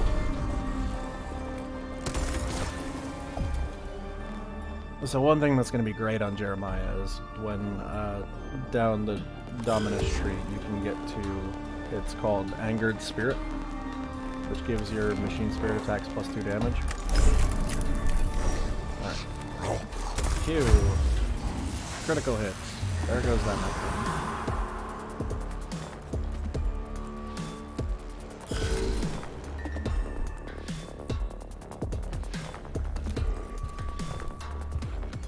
So the reason why I didn't just outfit both of my tech priests with double blasters is because I need somebody who's going to be good in melee combat.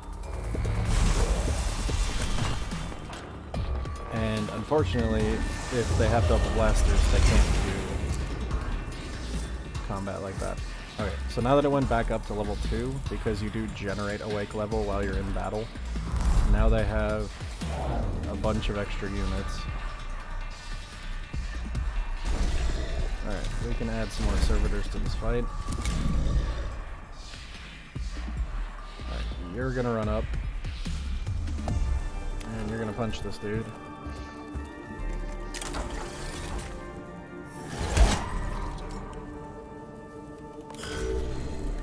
You are also gonna run up, but you're not gonna punch that guy.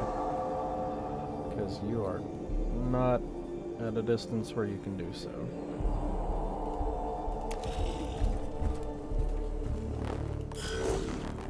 Alright, Jeremiah. Let's get you here. Second blast.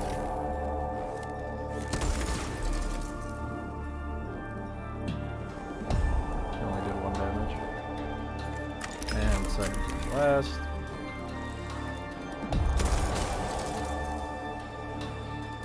Also only did 1 damage.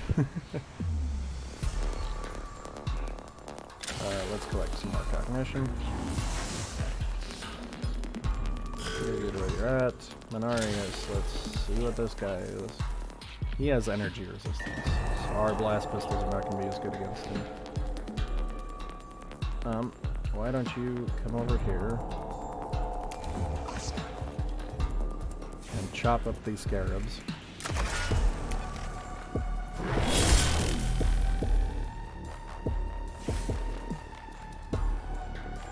Send you this way. And you cannot blast pistol anything. Okay. That was your turn over. That servitor is going to get shot at. Oh, he was not. Okay. Let's get everybody in this room then.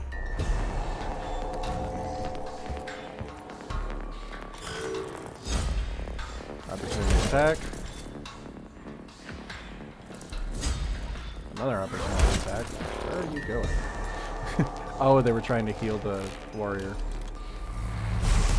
But they took the opportunity attack when this guy said he couldn't punch him. Okay.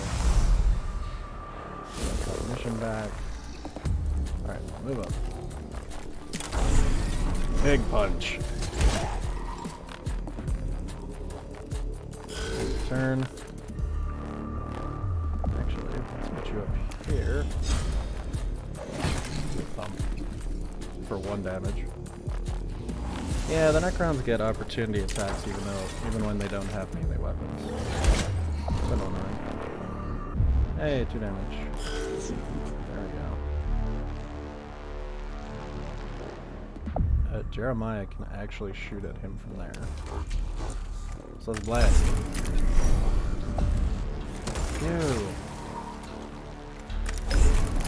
Phew.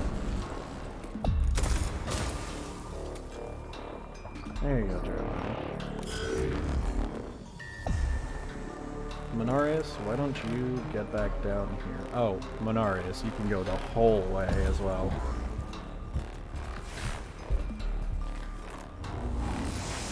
Let's get him. Let's get this guy. Alright. You can move the entire way. And you don't have enough cognition points, but when he moves away, he'll get a free attack on him. Because he has to move away to attack. There we go. And he's down. And since he was the last guy, there we go. No threat remaining. Hey, now there's 3 people watching. Which means me and 2 others.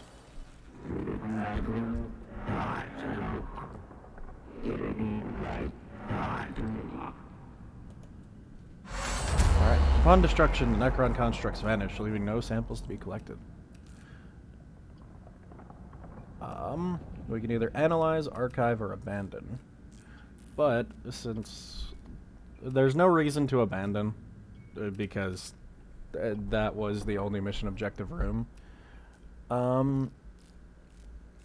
we can thoroughly search the chamber for any components that might have been missed by the teleportation effect, or we can take pit grabs of the damage from the Necron weapons. At least that info may be of use. Well, we're gonna do analyze. Ooh, we found a Zenorite Mechadendrite, which deals acid damage. Ooh. So this is actually quite cool. So the Mechadendrites are little things that you actually stick on the shoulder slots. Or maybe it's not the shoulder slots, but essentially think of it like if you know Doc Ock, how he has the mechanical tentacles behind him. Yeah. Yeah. Think of it that way. The tech priests do the same thing. So that is actually cool.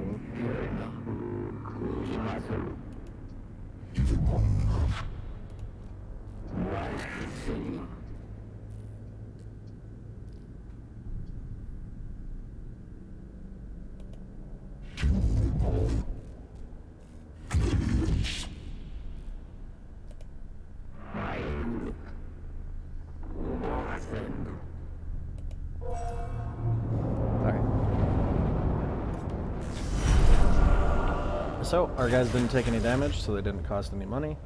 These guys are free. If you bring back your troops, the amount of remaining health they have left is the amount, determines the amount of Blackstone you returned after the mission. But because these guys don't cost any Blackstone, they don't give you back any for surviving either. But because we killed some stuff, we get some extra from killing stuff. And we can now use the arc rifle, the Curatio Claw, and Blackstone. We also got Cant to the Craft for not using our Canticle. So we can go to Cohort. We can go to Jeremiah here, and we can actually give him the arc rifle instead of one of his phosphor blast pistols. Ah, but it does take 2 augment slots. So, we need to upgrade him. But yeah, so Angered Spirit, we actually want to do that twice. You can take points from multiple trees. I also want to give him Cognitive Freedom. So what that does is your next weapon's attack cognition cost is reduced by 2 points. So, that arc rifle takes 2 points to fire. But if I use Cognition Freedom, I can fire it for free.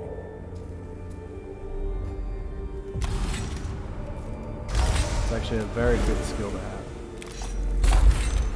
Especially when you're starting to use heavier weapons like this. Let's also upgrade Menarius, because I want to give him this Zenorite Mechadendrite, which will deal acid damage.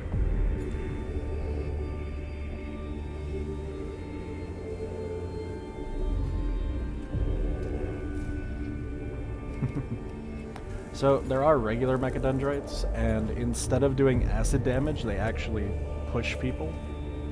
So they're really good for getting off like a chain combo. You run up into melee, hit them with your melee weapon, push them back with the Mechadendrite, and then shoot them with your guns. And it can get nuts. We need to upgrade you, though. So because your axe takes 2 cognition, we're also going to give you cognitive freedom. Because this takes 2 to use.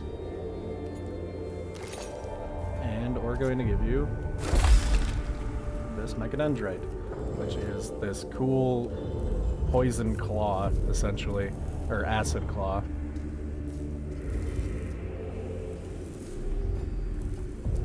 And as you can see, these can only go on these slots, and then there's also the kind of backpack slots, where these can go, these Curatio claws. What these do is they heal somebody. Yep. Very self-explanatory, Curatio. Welcome back. Thank you. So, what I have done, Kodiak, is Yes. I have given Jeremiah an arc rifle. Nice. In that last mission, I managed to find something that I didn't find in my first playthrough, which is a Zenorite Mechadendrite. The regular Mechadendrites deal like 1 damage, the very most basic one deals 1 damage and pushes somebody back a tile. This one does 1 to 2 damage and deals acid. Ooh. But it does cost 1 cognition to use. Well, you won't find everything there's to find in a single playthrough. There's too much. There really is, and it's actually kind of refreshing. No, I also gave both of them cognition freedom, which their next weapon's attack cognition cost is reduced by 2. Nice. Because the arc rifle takes 2 to fire, and Menarius's Sufferer Shattering Axe takes 2 to swing. Bah. So if I Very use nice. that, they can use those attacks for free. Very nice. Yes. So those are both very cool. So yeah, Menarius over here looking like Doc Ock. Well, your tech priests will end up looking like that once you've got them fully upgraded. Oh, absolutely. Because that is just a tech priest Got thing. that Necron green over there at that Mechadendrite. I know, right? And with that axe. It's I because- can't help but feel like you're starting to turn into the Necrons. No. That is actually one of the disciplines, is Zenorite. I can't help but feel like you're slowly turning into the Necrons. The secretive Zenorites seek to understand and even use dangerous alien technology. So that is exactly what Zenorite does.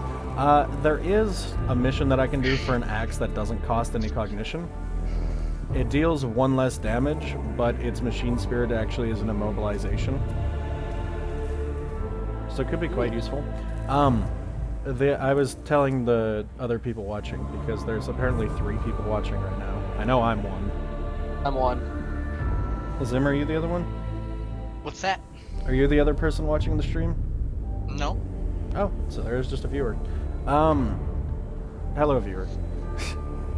The regular Mechadendrite, the one that only deals 1 damage and pushes somebody, is really great for combos.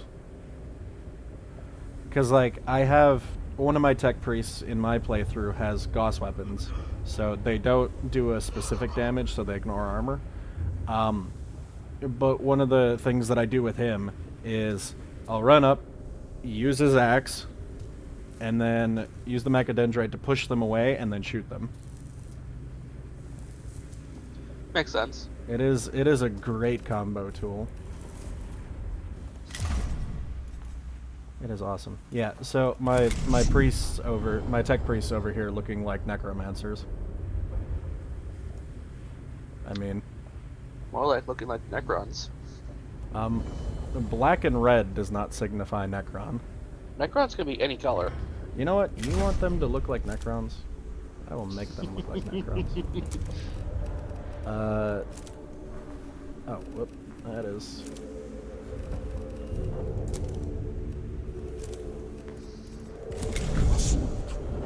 There we go.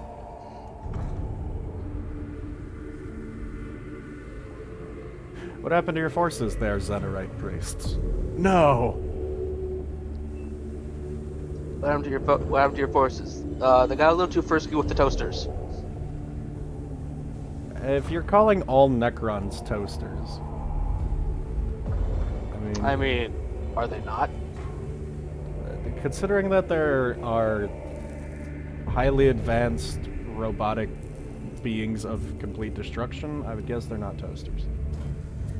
Zim, you're the Necron player. Are they toasters? What? Zim is so not here. Yeah, he's not here because we're not actually playing something together. Which is partially my fault, but... Zim, what I said was, since as the Necron player, aren't all Necrons toasters? I need an adult.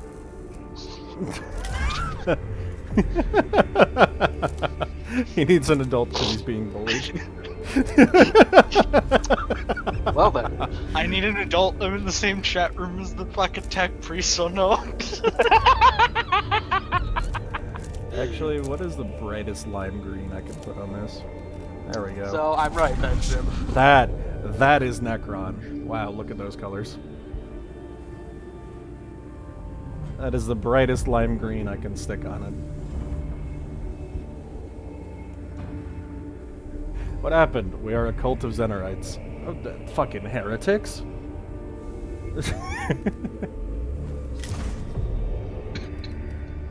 But yeah, so I can actually go on this mission for the Omniscion Axe, which does 1 less damage, but it doesn't cost any cognition,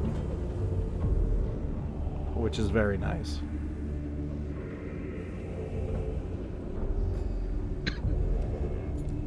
It would also give me the Omnispecs. And it's only against Necron warriors, so let's go for it. Load up the servitors. Bring the Canticle of Craft, because we got it.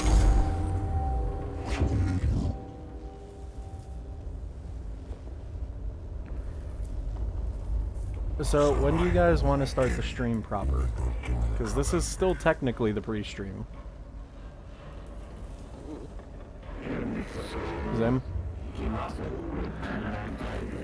I'm not too sure. Also, whose turn is it to actually choose? I know Zim chose last time in lieu of Josh being here. It would be Josh. If not Josh, it's you. Okay. I might just pick Smite. I mean, we were gonna play Smite if Eli joined us anyways. So one of Zim's best friends is a major league player. So he seemed very excited at the thought of trying it from a different perspective.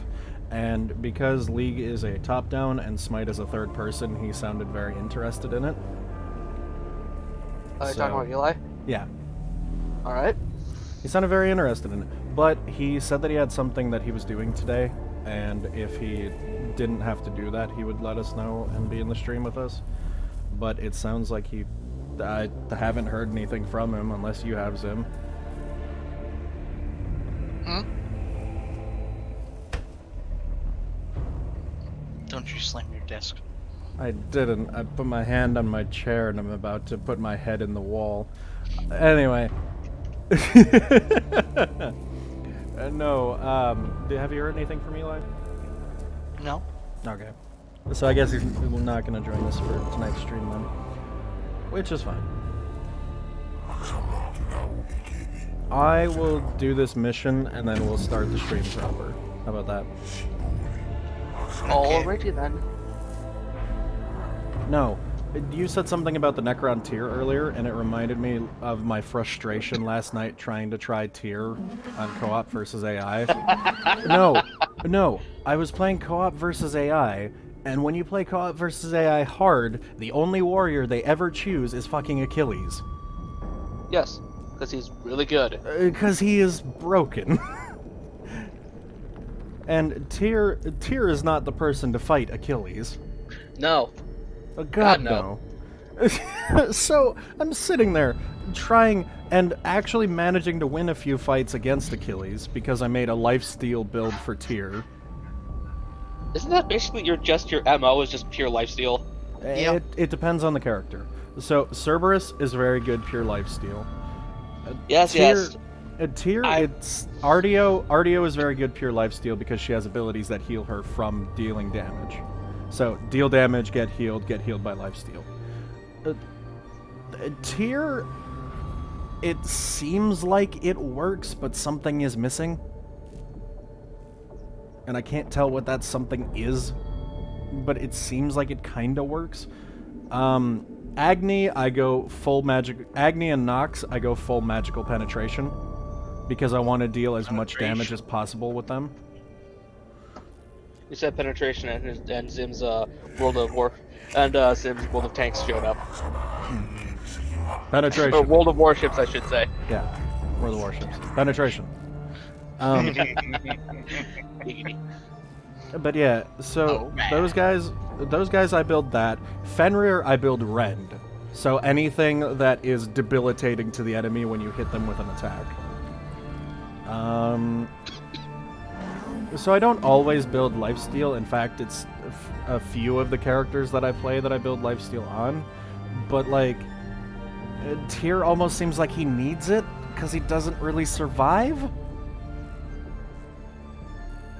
I mean, he has that pretty well against you when I was Tyr. Yeah, but I was also Fafnir. That's a guardian. Fafnir's a high damage guardian. Yeah, and I did kill you a few times. Like, playing Tyr, I've noticed, even though he switches into protection stance, or into guard stance, the protections don't seem to really do anything. The extra 50 protection doesn't really seem to do anything. No, because a lot of people go penetration when they fight against a warrior or a guardian, so it just automatically goes through it. But the bot doesn't. The bot doesn't build those things. He just... It doesn't seem like it works. It just happens. I mean, with Fafnir, he gets more protections the more money he has, but it only stacks to, I believe, like 30. Yeah, and it seems like it works a lot better on Fafnir than it does on Tyr. So it's just a weird thing. Although, Tyr is amazing at dunking people into towers, though. Yes, he is. He is great. Get on behind them, and you just use his aggressive stance to push them with you. Yeah, you just push them with you, and then hit them with his 2 while they're in the air, and it knocks them back even further. Yes. Like, a good thing to have with Tyr is Blink Rune. Blink Rune behind him, use that ability, swap him into your tower. I find that if I'm in guard stance and have 3 available, I use guard stance to dash through them, and then 3, and then dash back into them. Because the guard stance charge goes through enemies. Yep. So I charge through them, charge back into them, hit them into the tower. Yep. And of course, the medium bot that I was fighting was Bologna. But of course. And so it's like, oh, well, I'm doing nothing here. Because Bologna is just like, oh, I'm going to hit you from across the map, and now you can't use your basic attack. Like, oh, okay. Or, just do what Zim does with the whole Beyblade. I tried Beyblading Tyr. It kind of Tyr worked. is not a god you can Beyblade. No, exactly. And I did give him a bit of attack speed on the one build that I tried with him, which, because I gave him Quinn's Size and the Ninja Tabi. And it kind of worked, except that when you're playing co-op versus AI and your whole team is AI, your team will lose. Yes. Because the enemy AI is always better than your AI. Yes. Which makes no sense. They should be the same AI. Probably. Also, weren't you going to do a mission? I am doing a mission. See? Winds have changed. Deployment number 2.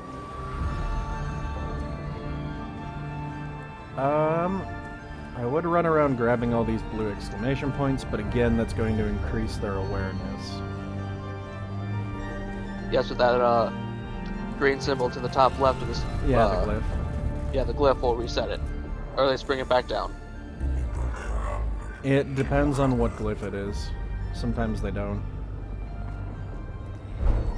Take care not to damage the machine. The servitor begins emitting a loud blaring noise, perhaps a form of tampering or damage alarm that has been tripped.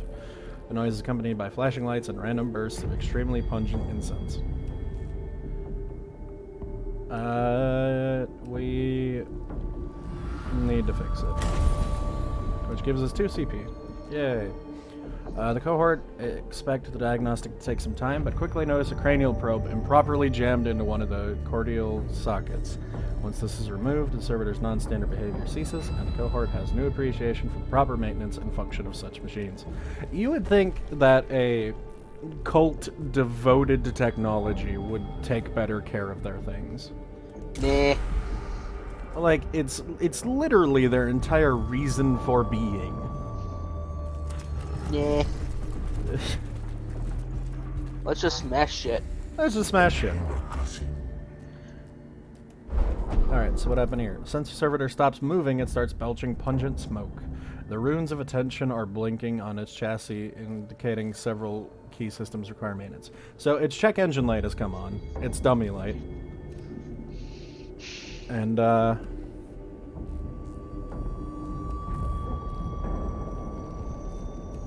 let's go for primary maintenance, which hurts a tech priest somehow.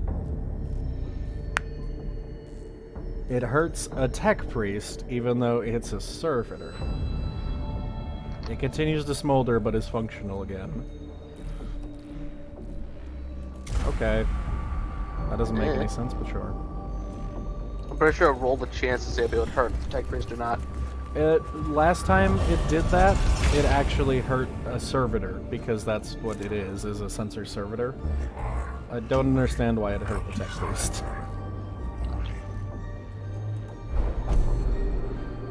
Noisome miasma of fumes from the Xenos machinery in this area is masking the servitor's sacred incense. Purge!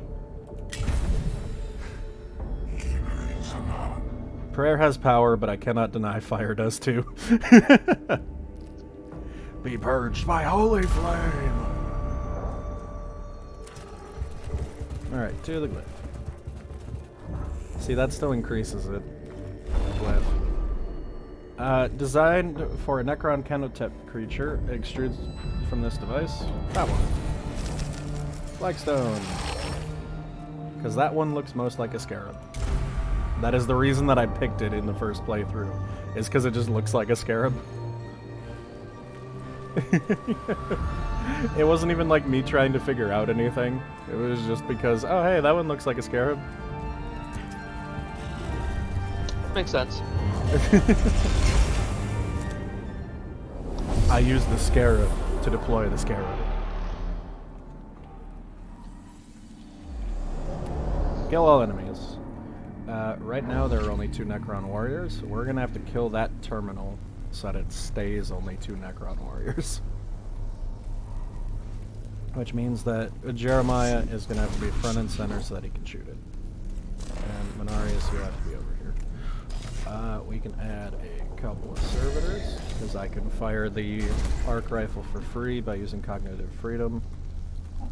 Although, I might save it? Maybe. Alright. I can scan the terminal and should be able to move away from it. Scan terminal. Stone. Oh, it is going to use one to move away. That is actually okay. Because the servitor should be able to move past to get in the way, because they go before the warriors. Yeah, just throw your servitors at the enemy. Well, yeah, it's literally the point of them. They are meat shields and they give you cognition points when they get shot. Yes. Literally the point. Alright, no, don't shoot that. Shoot this. 2 damage. Come on, man. I mean, it is 1 to 8. It's not the greatest weapon, but it is a good AoE weapon. I have used it to great effect before. I'll set you over here so that you can go collect the other terminal. Servitor. Oh. Why do you have such limited movement? Because they're slow. But they're not bats. Like, this guy can move all the way up here. Weird. Alright, well, I delayed its turn, so it'll go later. Okay, you come up here. How much health does it have? It's got one. Okay, so you can just shoot it. Pew. -2 awakening. And the servitor. Or he will be your shield. That one has physical armor. Got it. 9 health and a physical armor. Wow, that is a beefy Necron.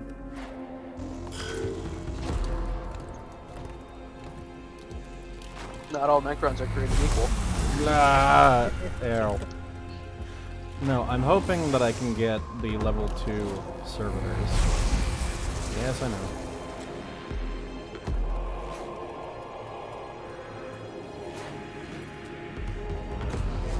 I don't actually want you there because I want the tech priest to be able to move around. There we go. Jeremiah is here now. And that spewed out a Necron Warrior, even though I decreased the... Okay. Anyway. But it also, again, increased. No, it Because you're hasn't. in combat. But it hasn't gone back up to 2, which is why I was confused, because at 2 it says they get additional forces. Or would you like to drop your other servitor? I'm actually just gonna drop this one. Let's scan that. And get them tasty, tasty blackstones. This guy is the one with 9 health.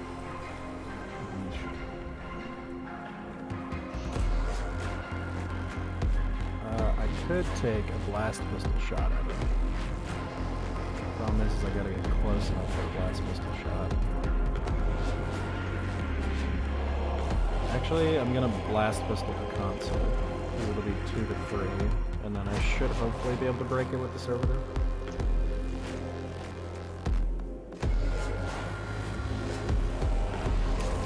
Put you up here.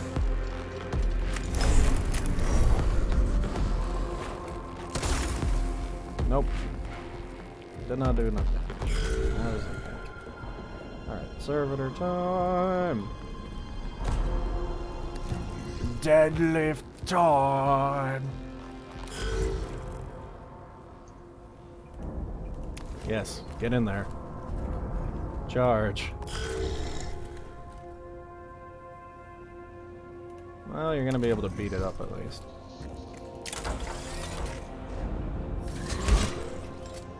Yeah, I'll have to break it next turn. Ah, did only 1 damage. Well, yeah, because a servitor only does 1 to 2. Machine spirit charged. Okay, you can't shoot him yet. If you came here, could you shoot him? Yeah, you could. You could actually shoot that other one from here.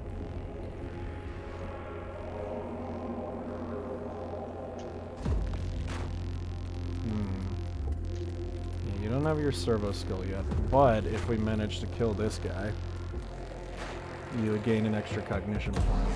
Then you could run over here and acid that guy.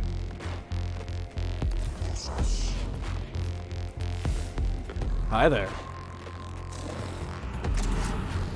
Cognition freedom.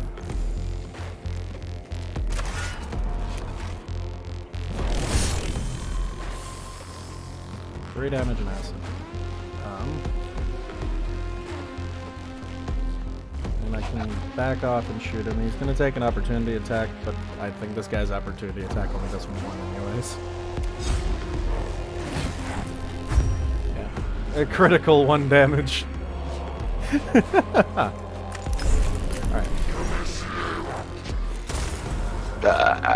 Okay, he'll go down from the acid. Yes. Move on from the acid, so we'll bring him... Actually, I could bring him right next to you again. Because the opportunity attack will hit you. End your turn. Opportunity, chop. Mine now.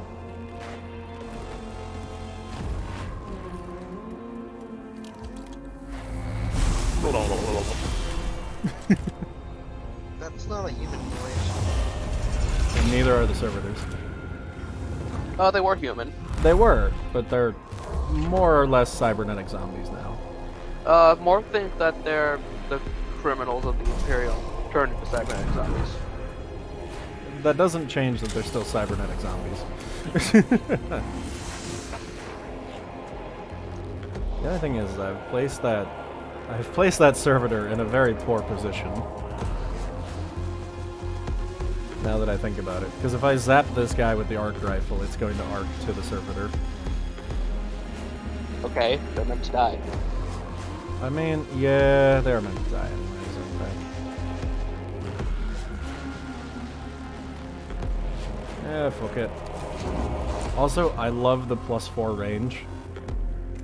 What happened? I sniped you from across the map. What'd you use? Arc rifle.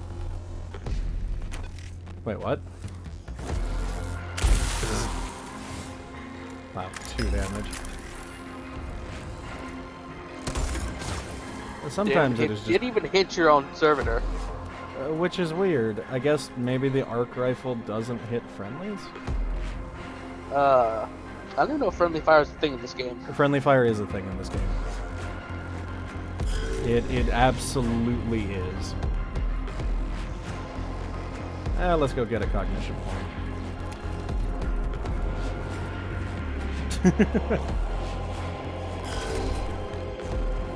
Let's go have a cognition point. You know what? You can have the glory. There. You're giving the glory to a servitor. Yes. Who is a king if he does not respect his peasants? Servitors aren't even peasants, though. They're essentially peasants. Not really. What about them is not peasant?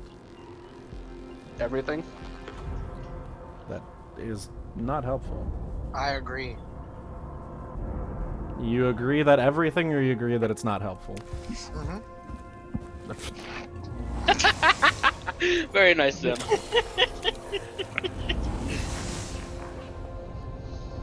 It's still gonna take one to get over there. Well, but I can shoot him and then use the Mechadendrite. That is fair enough. So I can shoot him from here. I can't wait to start encountering more destroyers. Oh, I usually take destroyers out with extreme prejudice. Look, Master, a destroyer. We are not prepared for this, young man. Blah. Damage absorbed, but now you have acid. Ha ha ha. And you have to move So away. instead of doing that, you could have swung your axe at him. No, because it takes 2. I only had 1 cognition point. Well, sucks to suck. But I still get to swing my axe at him. You know why? Because he's there and you have opportunity. Yep, because he's going to try to move away. Suddenly, a rocket troop spawns right in front of my Mortain. Now, how did that work out for you? Suddenly, pineapples. Suddenly, pineapples. Death. You know what? Go here because you're going to take the 1 damage opportunity attack. And then you're going to give me a cognition point. Take it on the chin, Private. Hey, he did a damage. Ooh, that was a not great idea.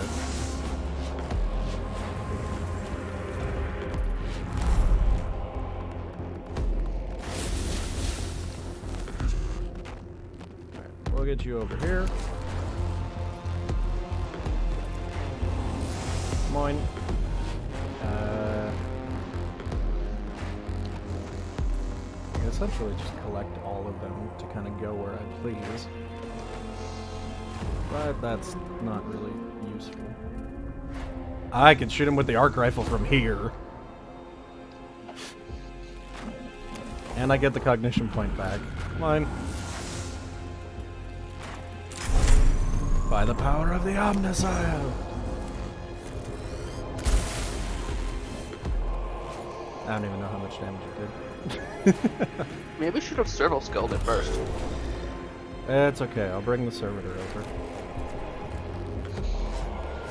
Hi! Why won't you die?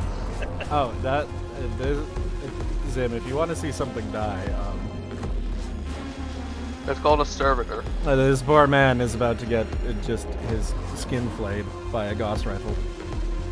It's called a useless unit. He is about to get his skin flayed. He's about to turn into a pile of dust. Yeah, he's gonna become paste. No, not paste, dust. Oh, just straight up dust? Yes. Yeah. The Necrons have weapons which will literally disintegrate people. Ah. Interesting. Let's go here. And then, let's see if I can... Oh, I can't shoot at... Wow. That +4 range really makes a hell of a difference if I can shoot from over there, but I can't shoot from here.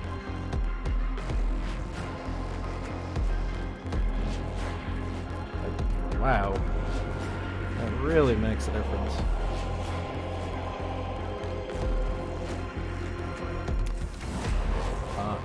Okay. What happened? We're wearing Necron colors to blend in. Oh, sure, now he can move the one extra space. There we go. Kill it. Blah! Okay, it has energy armor and has 2 health left. Got it. Oh, that is quite Bleh. But not for me, I reloaded recently. You should be a pile of dust. I know, right? Dust! All we are is dust in the wind. I want to kill that Necron before it wakes up. Or not.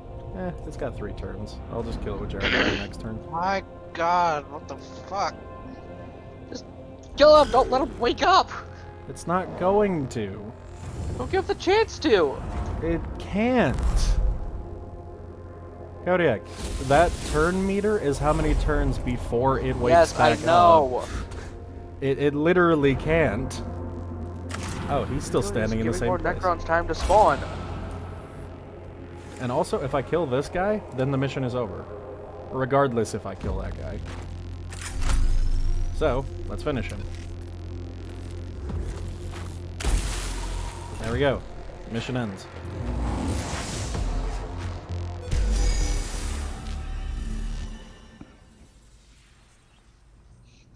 There are still 2 threats on the board, mister. Yes, Not but they're every both two, within just shooting distance. And also, they're both shut down, so I can easily get to them and kill them. Sensor Servitor reaches a location where the air currents through the tomb will take its sacred exhalations to every corner of the tomb. The cohort guards it until its incense is fully deployed and can escort it back to the tomb entrance. I get it. The ad packs are like the FCC. And how is that?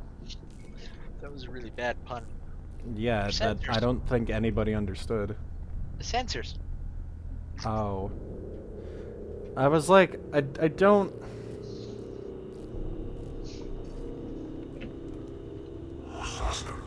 Hello? Huh?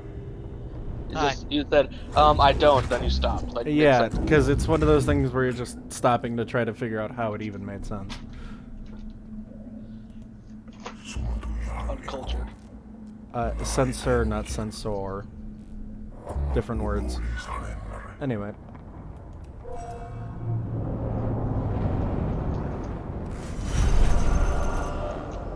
I lose 60 for how damaged my tech priests are, but that's okay, because I gain an extra 36.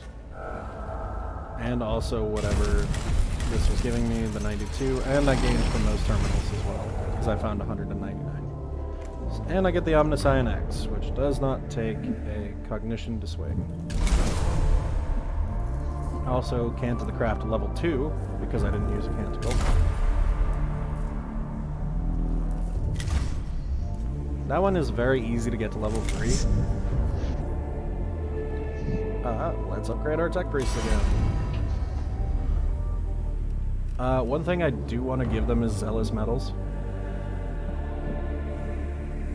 Restores a hit point at the beginning of their turn.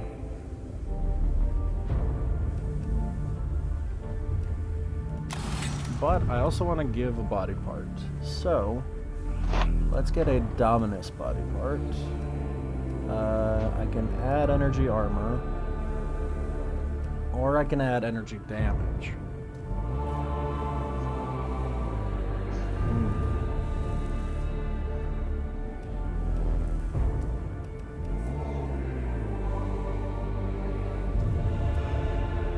I'm gonna go with energy damage.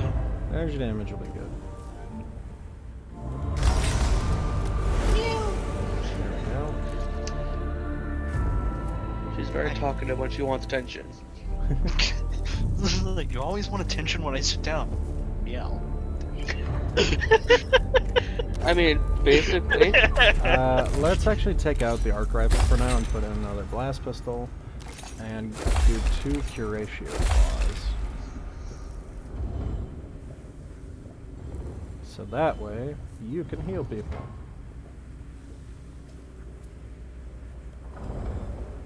There's so much Doc Ock going on in this one Yes. picture. That is literally what you're supposed to do. Actually, I can't put on the other. I can't put on the second one. I can put on one because I need to change his arms out for robot arms. Oh, dude, you got sweet robot arms? Those look more like gloves than actual arms. Are they gloves? It says arm augments, so I'm guessing it's some kind of cybernetic arms. Maybe? They'd But just be like anyways, power gloves. so the arc rifle costs 2 augments, and that would mean that I would have to take off the glove and the, or I would have to take off either the glove or the curatio claw to put it back on. But instead, I'm going to use phosphor blast pistols and get both, because this gives the phosphor blast pistols +1 damage. So these are now 2 to 3 instead of 1 to 2.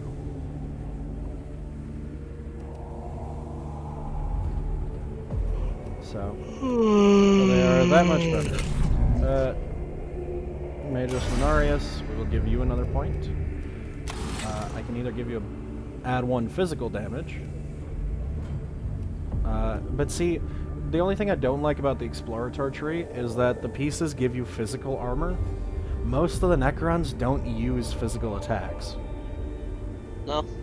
They're mostly energy attacks, so that armor is kinda useless.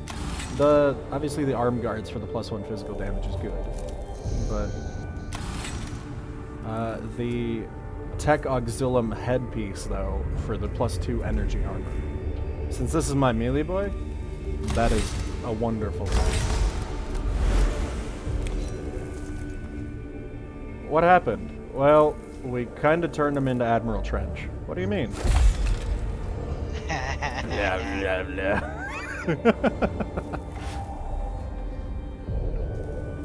The flesh is weak, but the metal is strong. The flesh is weak, but the body is willing.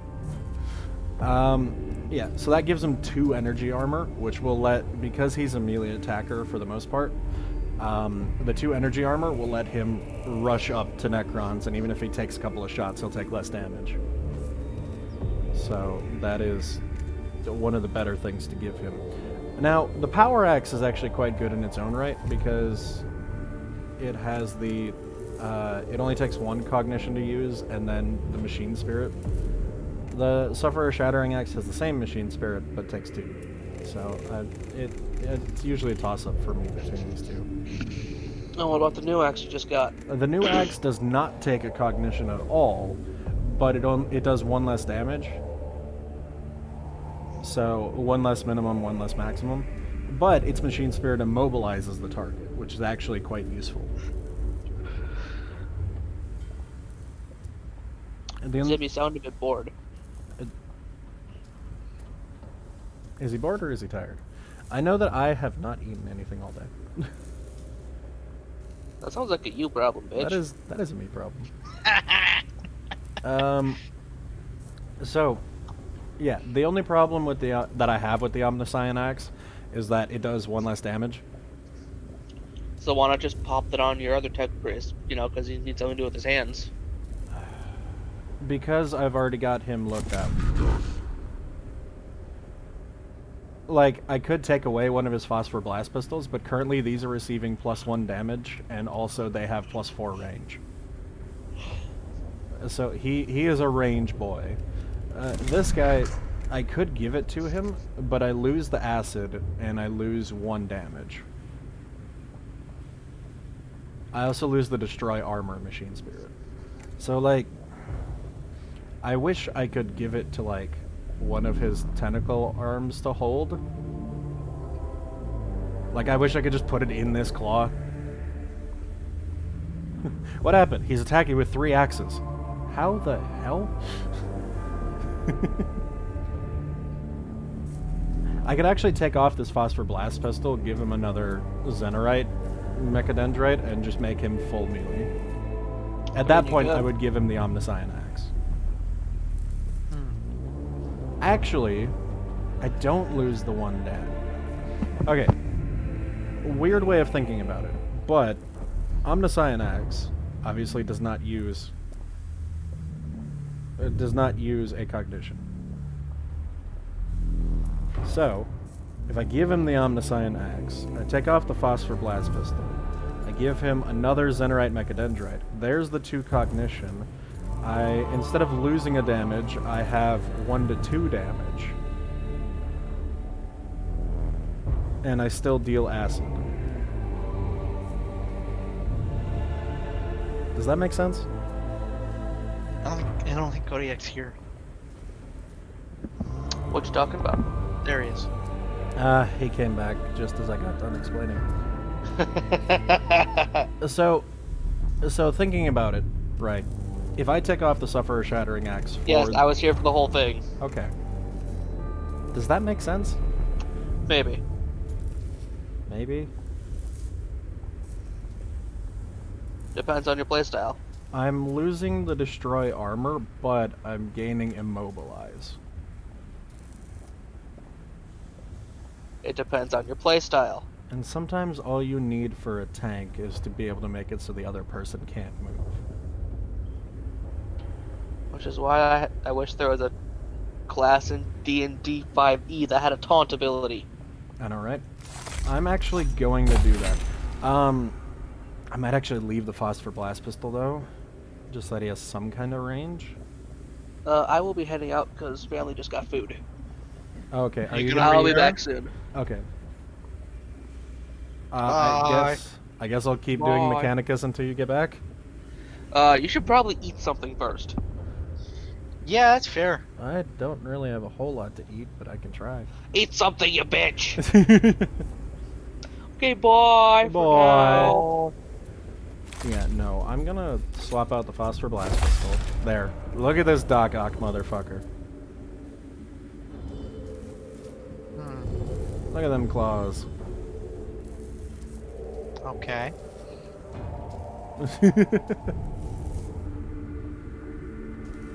But yeah, so because this axe doesn't take anything to swing, so it's actually a little bit nicer to have it, and these will give me the acid anyways. Okay. So that is actually a good idea. I will need to level him up again and then give him back a gun, because he's gonna need something. Or I could give him this Arc Scourge, which is actually a melee attack, but it does 5 to 7 energy damage and then does a cone behind it.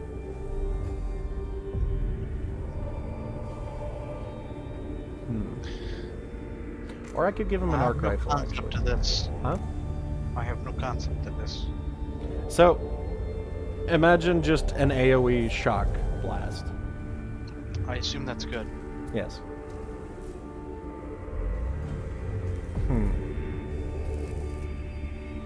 How could I put it in terms that you understand? So, like Cthulhu has the thing where he rains down the blobs Yes, the thing. in that big circle. Yeah. So imagine I ran up to you, punched you with a massive taser, and then it zapped everybody behind you in that circle. Okay, taser face.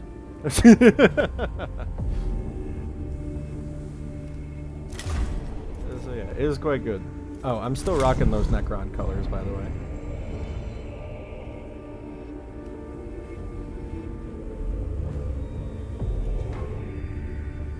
Gunmetal gray and very lime green. Rocking them Necron colors. What? What? Nothing. I just finished the game. Ah, cool. I really should eat something. I just don't really have anything to eat. Make a sandwich. There's cheese, there's roast beef, there's ham. I suppose I could, but I might have to make 2 sandwiches. Why would you make 2? Just make a really big sandwich. Just make a really big sandwich. There's still a little bit of that French bread left. Use that. What Make a happened? nice Double-decker big sandwich. Sandwich. Why do you need a double-decker? No, it's a double-decker, but it's a sandwich on either side of the French bread. Wait, what? What the fuck?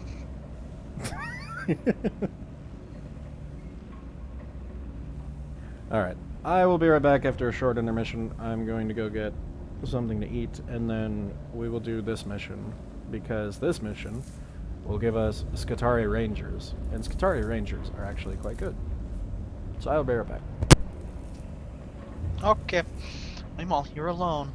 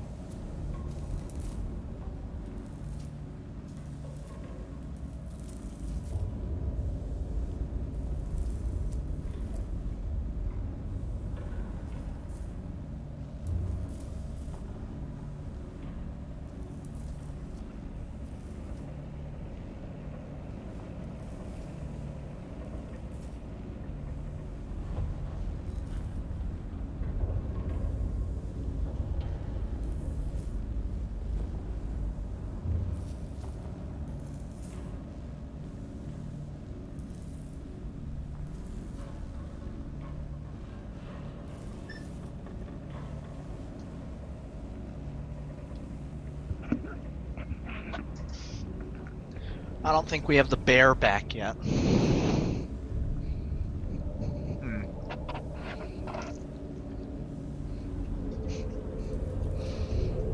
Am I still here? Hello? Sir? Yoo-hoo!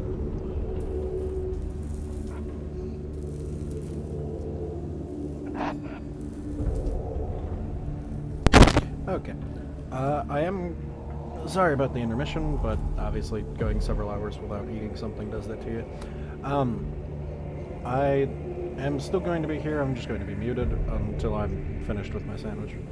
So, So I'm just audible on the freaking mic, huh?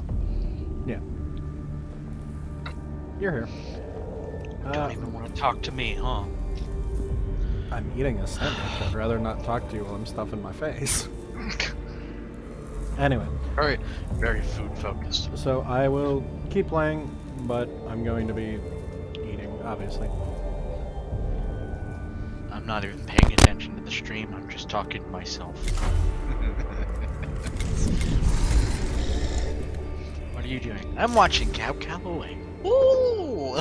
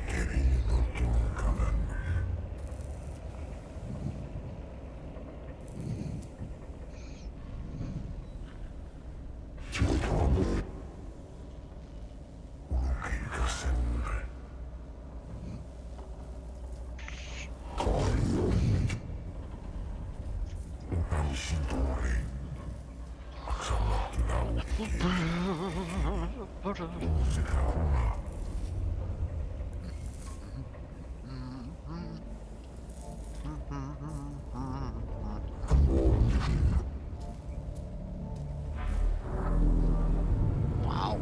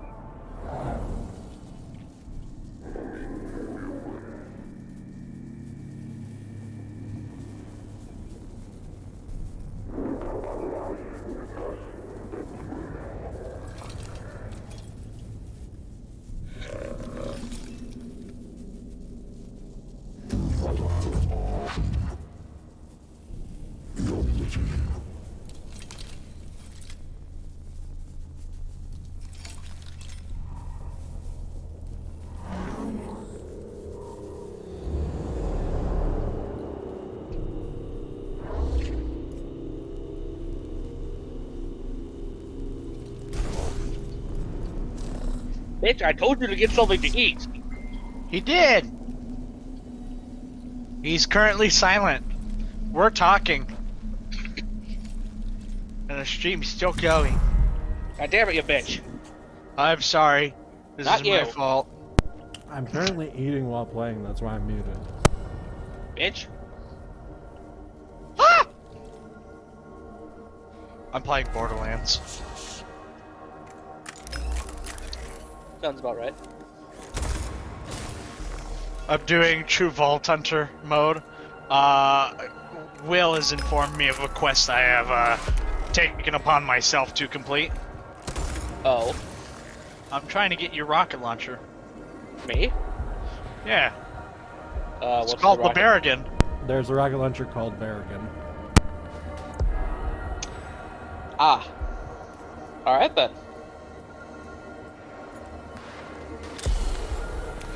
Yeah, it shoots 6 rockets with 1 ammo. So it's a little busted.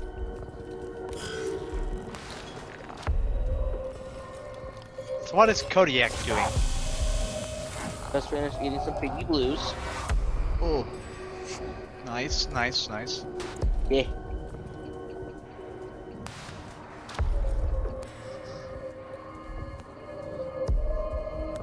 Other than that, I'm just waiting for us to be able to start the stream.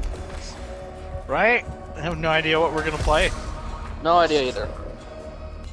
I'm just present. Could probably Smite if it's my choice.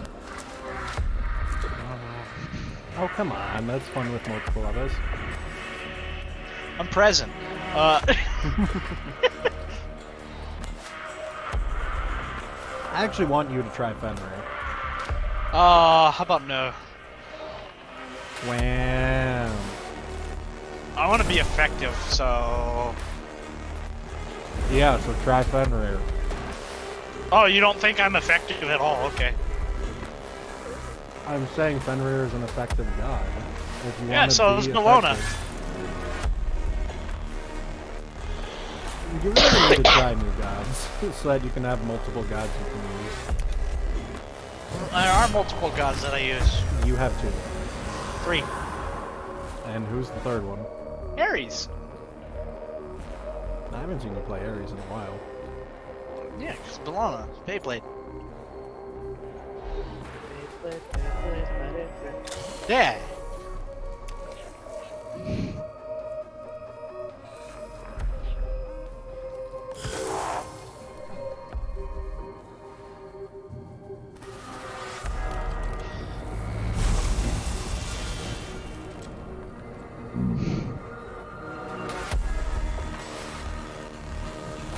I have completed sandwich. That's a surprise What is? that you completed that sandwich in that short amount of time. Well, when I'm not talking to people, I eat pretty quickly. You need to enjoy sandwich, though. It was a very good sandwich. Nom nom nom nom nom.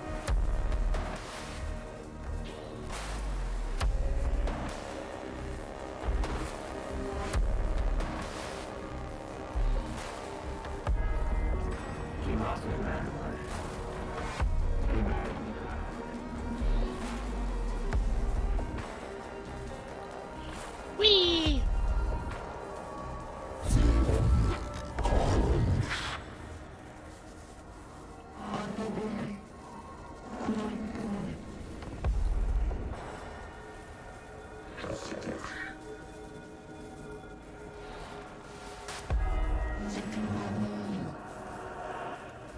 How supportive of you, Raptors.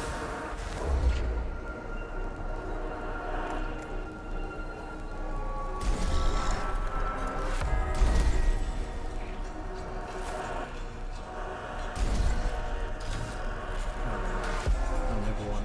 That is a last one.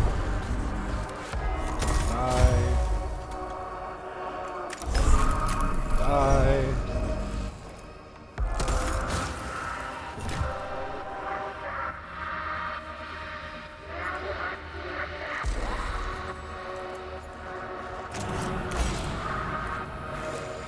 Oh, that doesn't count for the curation. That's kind of weird. Sweep time! Yeah, that sounds about right. What now? Sweep!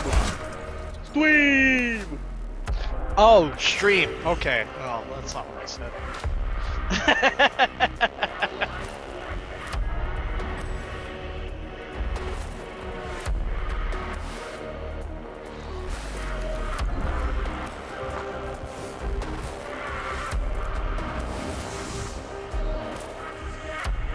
die, it's sweep time! Yeah, that's what we're doing, right? Just waiting on Will to finish with this game. Yep.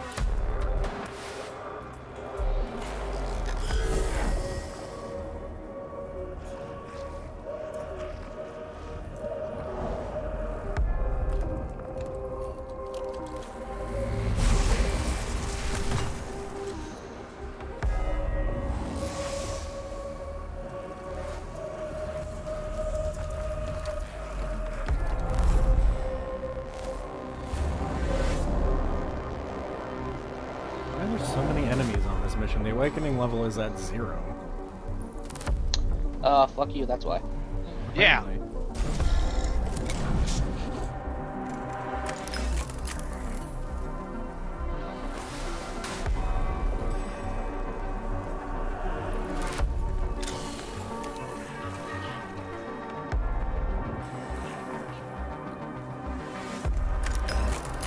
Look, no hands.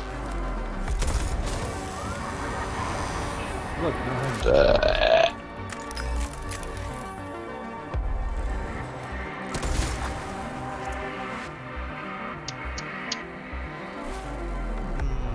Tasty barbecue.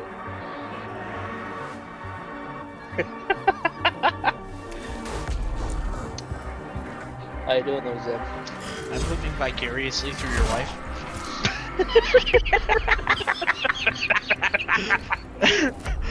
I think Zip wants barbecue. Critical I mean, for 4. There's DoorDash now. Next Wednesday, I could get us some Piggy Blues.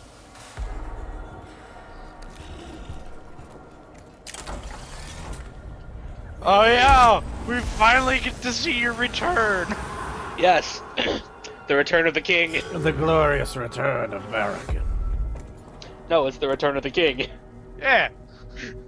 Eh. Ow! Stop shooting me!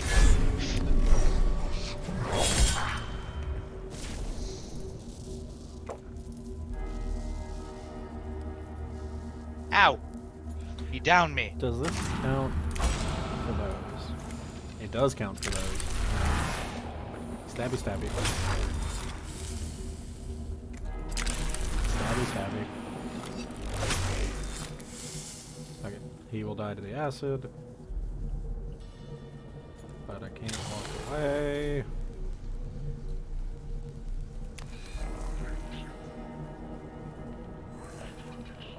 How many of these grenades do I have?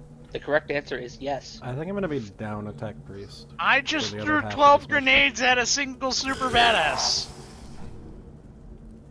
I'm gonna be down It attack did not help.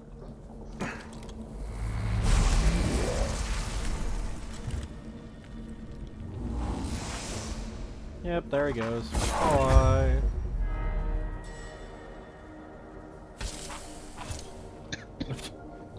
Don't believe in yourself. Believe in me, because I believe in you. Alright, let's get some All right, servers Jack. out.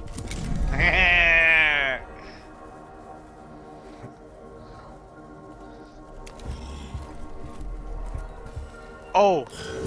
Shit. There was a SAM turret there. Womp womp. Yeah, no, I'm dead. Ha ha! Where will I respawn? I do not know. Blah. Blah.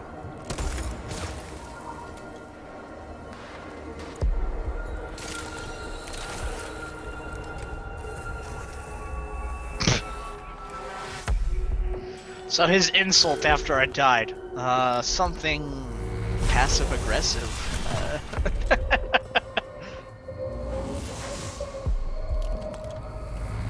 Okay. What game are we streaming? Hold. I'm currently finishing this mission. Did I hear 7 days to die? No. Damn it. Oh, that's hard. It's scrapping game. You realize that you can play those games on your own time, right? You don't have to wait for us to play them. I do like playing with everybody. Yeah. That's why I like to play these games. I don't really play them a lot. Then why do you never summon Kodiak to just play them? Because if Kodiak's busy, I don't want to pull him away from what he's doing. For the past 4 weeks, I've basically been doing nothing but playing games. I'm almost always free. Yeah. I was gonna say, he's been in quarantine for quite a while. I've been in quarantine for 4 weeks. I'm going on my... You absolutely could have just asked him to play. It's so nice to play with someone other than just sitting here just playing the same games over and over and over and over and over again. Going insane. Yeah, no, I get you. I mean, you definitely could have just asked.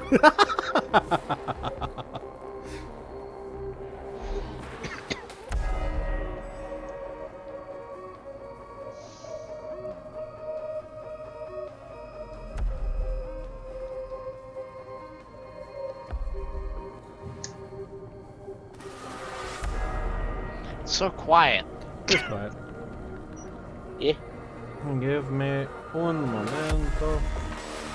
Alright. 1001, your moment is up. Yeah, fuck And you. look, the turn already ended. Ah. That poor man got lazy.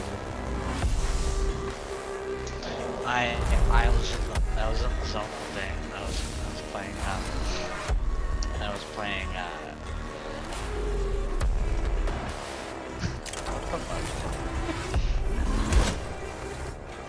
Punch him, servitor. I was playing Advanced Wars all day. That's what I was doing. I've been doing random shit on my computer. Beat the campaign. Okay. I started it. Okay. You're like, that's pretty noob right there. God, these phosphor I don't blast even know. pistols. I don't think I've even played the game you just said. Probably not. These I'm phosphor not- blast pistols are going to be dumb when I get the 2 angered spirit. Okay. So it's a fun game. Now, do we give them volume level alpha, volume level gamma, or volume level omega?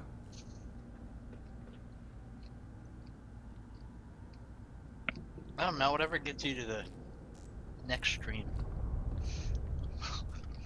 You are just like Obi-Wan levels of sass tonight. I'm not even close. Anyways, leave the volume the same, the prayers are loud enough as it is. Increase the volume by prayer shall this place be cleansed, or turn up the volume to maximum, let the enemy tremble before his word. Well, it seems after saying that, there is only one logical choice. Omega! Let his word be exalted to the 11th degree. Fuck's sake, did they actually just make that joke? We're gonna turn it up to 11! So Kodiak, Yeah. with the Chromecast that Will showed me how to use, Yeah. we can play Advanced Wars on the TV through my phone, Uh-huh. because I have a DS emulator for it. Is that your DS game that you really wanted us all to play together? Yes. Yes. Which we could on the TV now that I've got the Chromecast from now. I can actually see that recording too, Okay. because I have I an may have to external watch some device. videos on it so I have any idea what the hell type of game it even is. It's a turn-based, like, army builder kind of thing. Mm-hmm. You Okay. build up an army, you can move any number of your units on your turn, and some of them fire from range, some of them attack from next to each All I'm other. picturing in my head right now is just Civilization. Kinda, yeah. Except a very micro version of Civilization. You don't research anything. Okay. Very short-sighted. They're only concerned about death. This large chamber contains a slab of metal that resembles an altar with the images of glowering skull-like Necron faces inscribed. Do I defile it, sequester it, or shatter it? Defile it. Defile it? I say sequester. Ritually defile the altar with rancid machine oil and a scattering of burned out fuses. I say sequester because that's likely one of the few traces of the Necron to your left. So you want to just seal off the chamber and find another way around? Yeah.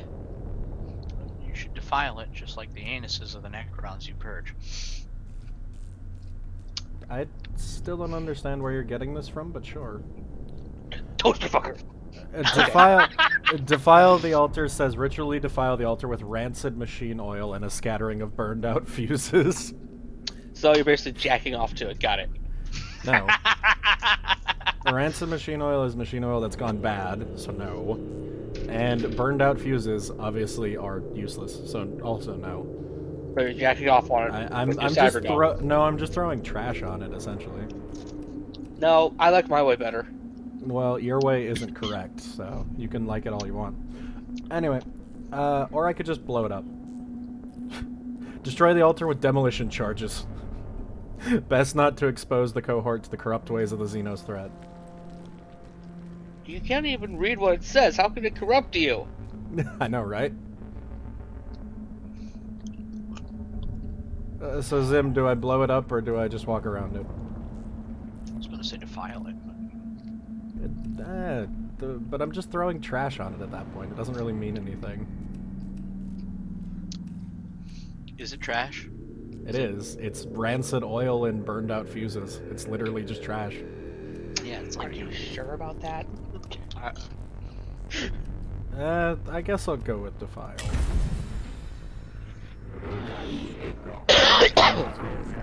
The study opportunity greater than religious fervor. Conclusion disappointment. You should have sequestered it. Logical choice, Magos. The creed of Mars should be the only faith on Silva Tenebris. Note to self: do not take an admech to. I got an arc pistol. Something you already have. Got it. No, I don't have the arc pistol.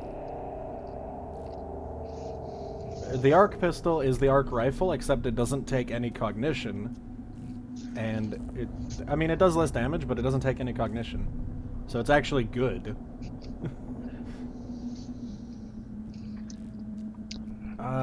Tech priests take great pleasure in reciting the litany of defilement over the altar and anointing it with the fluids of desecration. During this process, a mass of Xenos alloy shavings are discovered behind the slab. Perhaps this was not a place of worship at all, but a form of workshop. Yes, defile it. Come all over it. Why are you two the way that you are? What happened? Oh, we're actually having a pretty nice stream. Defile it and come all over it. Okay. I mean, you're the one who decided to play Toaster Fucker between the factions that we have, so... You're the one who decides to keep calling that. But No, there is no but. You are the one who decides to keep calling it I that. have a really bad joke in my head right now. This panel controls a heavy door leading to a treasure room. Say it. We'll get us canceled on Twitch. Ah, God. No. I lost probably 3 not. health. I lost 3 health on my 1 remaining servitor. It's not politically risque.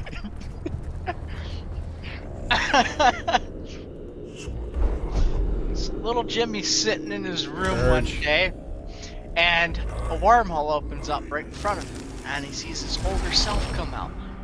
And he's just so excited about it. And he's like, what do I become in the future? And older Jimmy walks over to the door and locks it. And he says, pedophile. Excuse me, what?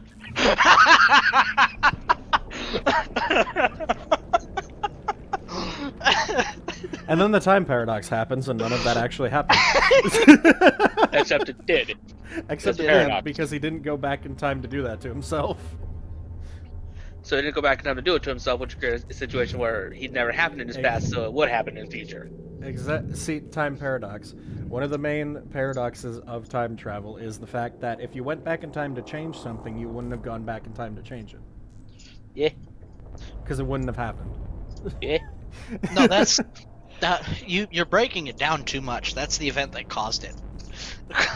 That's not breaking it down too much. What? Yeah, that's the event that caused it. him being molested by his older self caused him to be a pedophile. That doesn't Yep. make any sense. What happened? Oh, well, I went back in time and stabbed myself. Okay, so then I actually decided to go through with that later in my life. What? That's not how that works. Like, what was it? They had a little thing in Doctor Who where the Doctor was essentially responsible for the creation, the Big Bang. But the Big Bang created the Doctor, but the Doctor created the Big Bang. Which, again, is a paradox. Yeah, but they happen. Except the other doctors actually... A lot of the doctors have respected paradoxes, and that is the reason why they can't do certain things. At least Long they've said story short, Jimmy fucked himself, okay?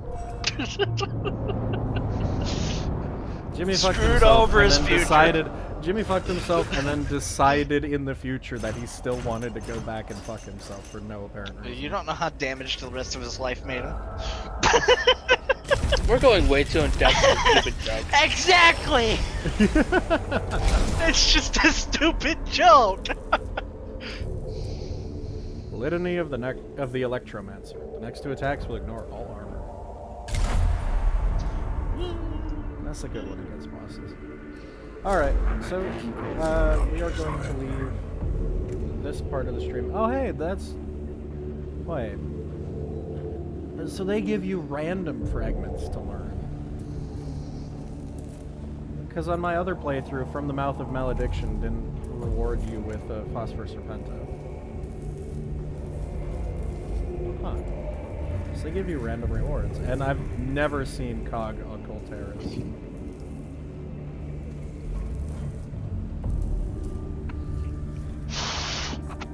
That is actually a really good item.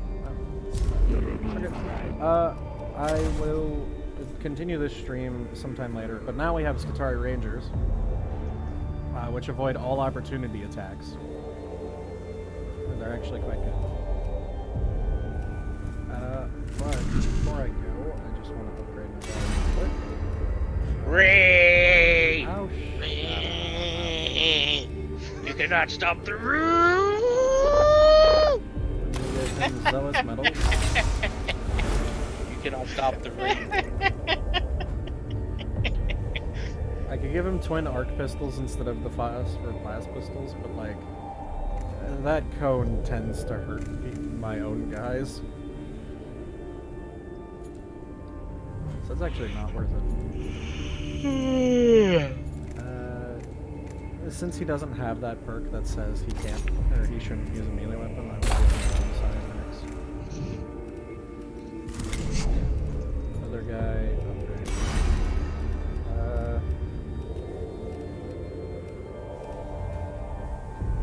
Ray. Let's give you a ring. A ring? A ring. Let's give him the exploratory guard. Dare you pronounce that wrong? A ring. Since he lost the 1 damage changing axes, we'll give him back.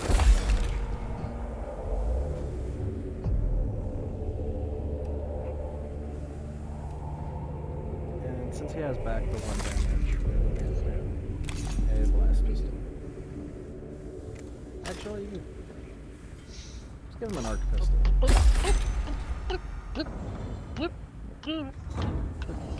I should get some ice cream. Well, since it's my mom's birthday, we have ice cream cake, so... Alright. And we are going to take an intermission on the stream so that we can set up for the next game. I hope you guys enjoyed watching this bit of Mechanicus. I will play more Mechanicus later on a different stream. Maybe even tonight as a late stream kind of thing, maybe. But don't hold me to that because we are going to play... It's my turn to pick, so a game that we all have. We're going to play some Smite. So, see you back in a few minutes.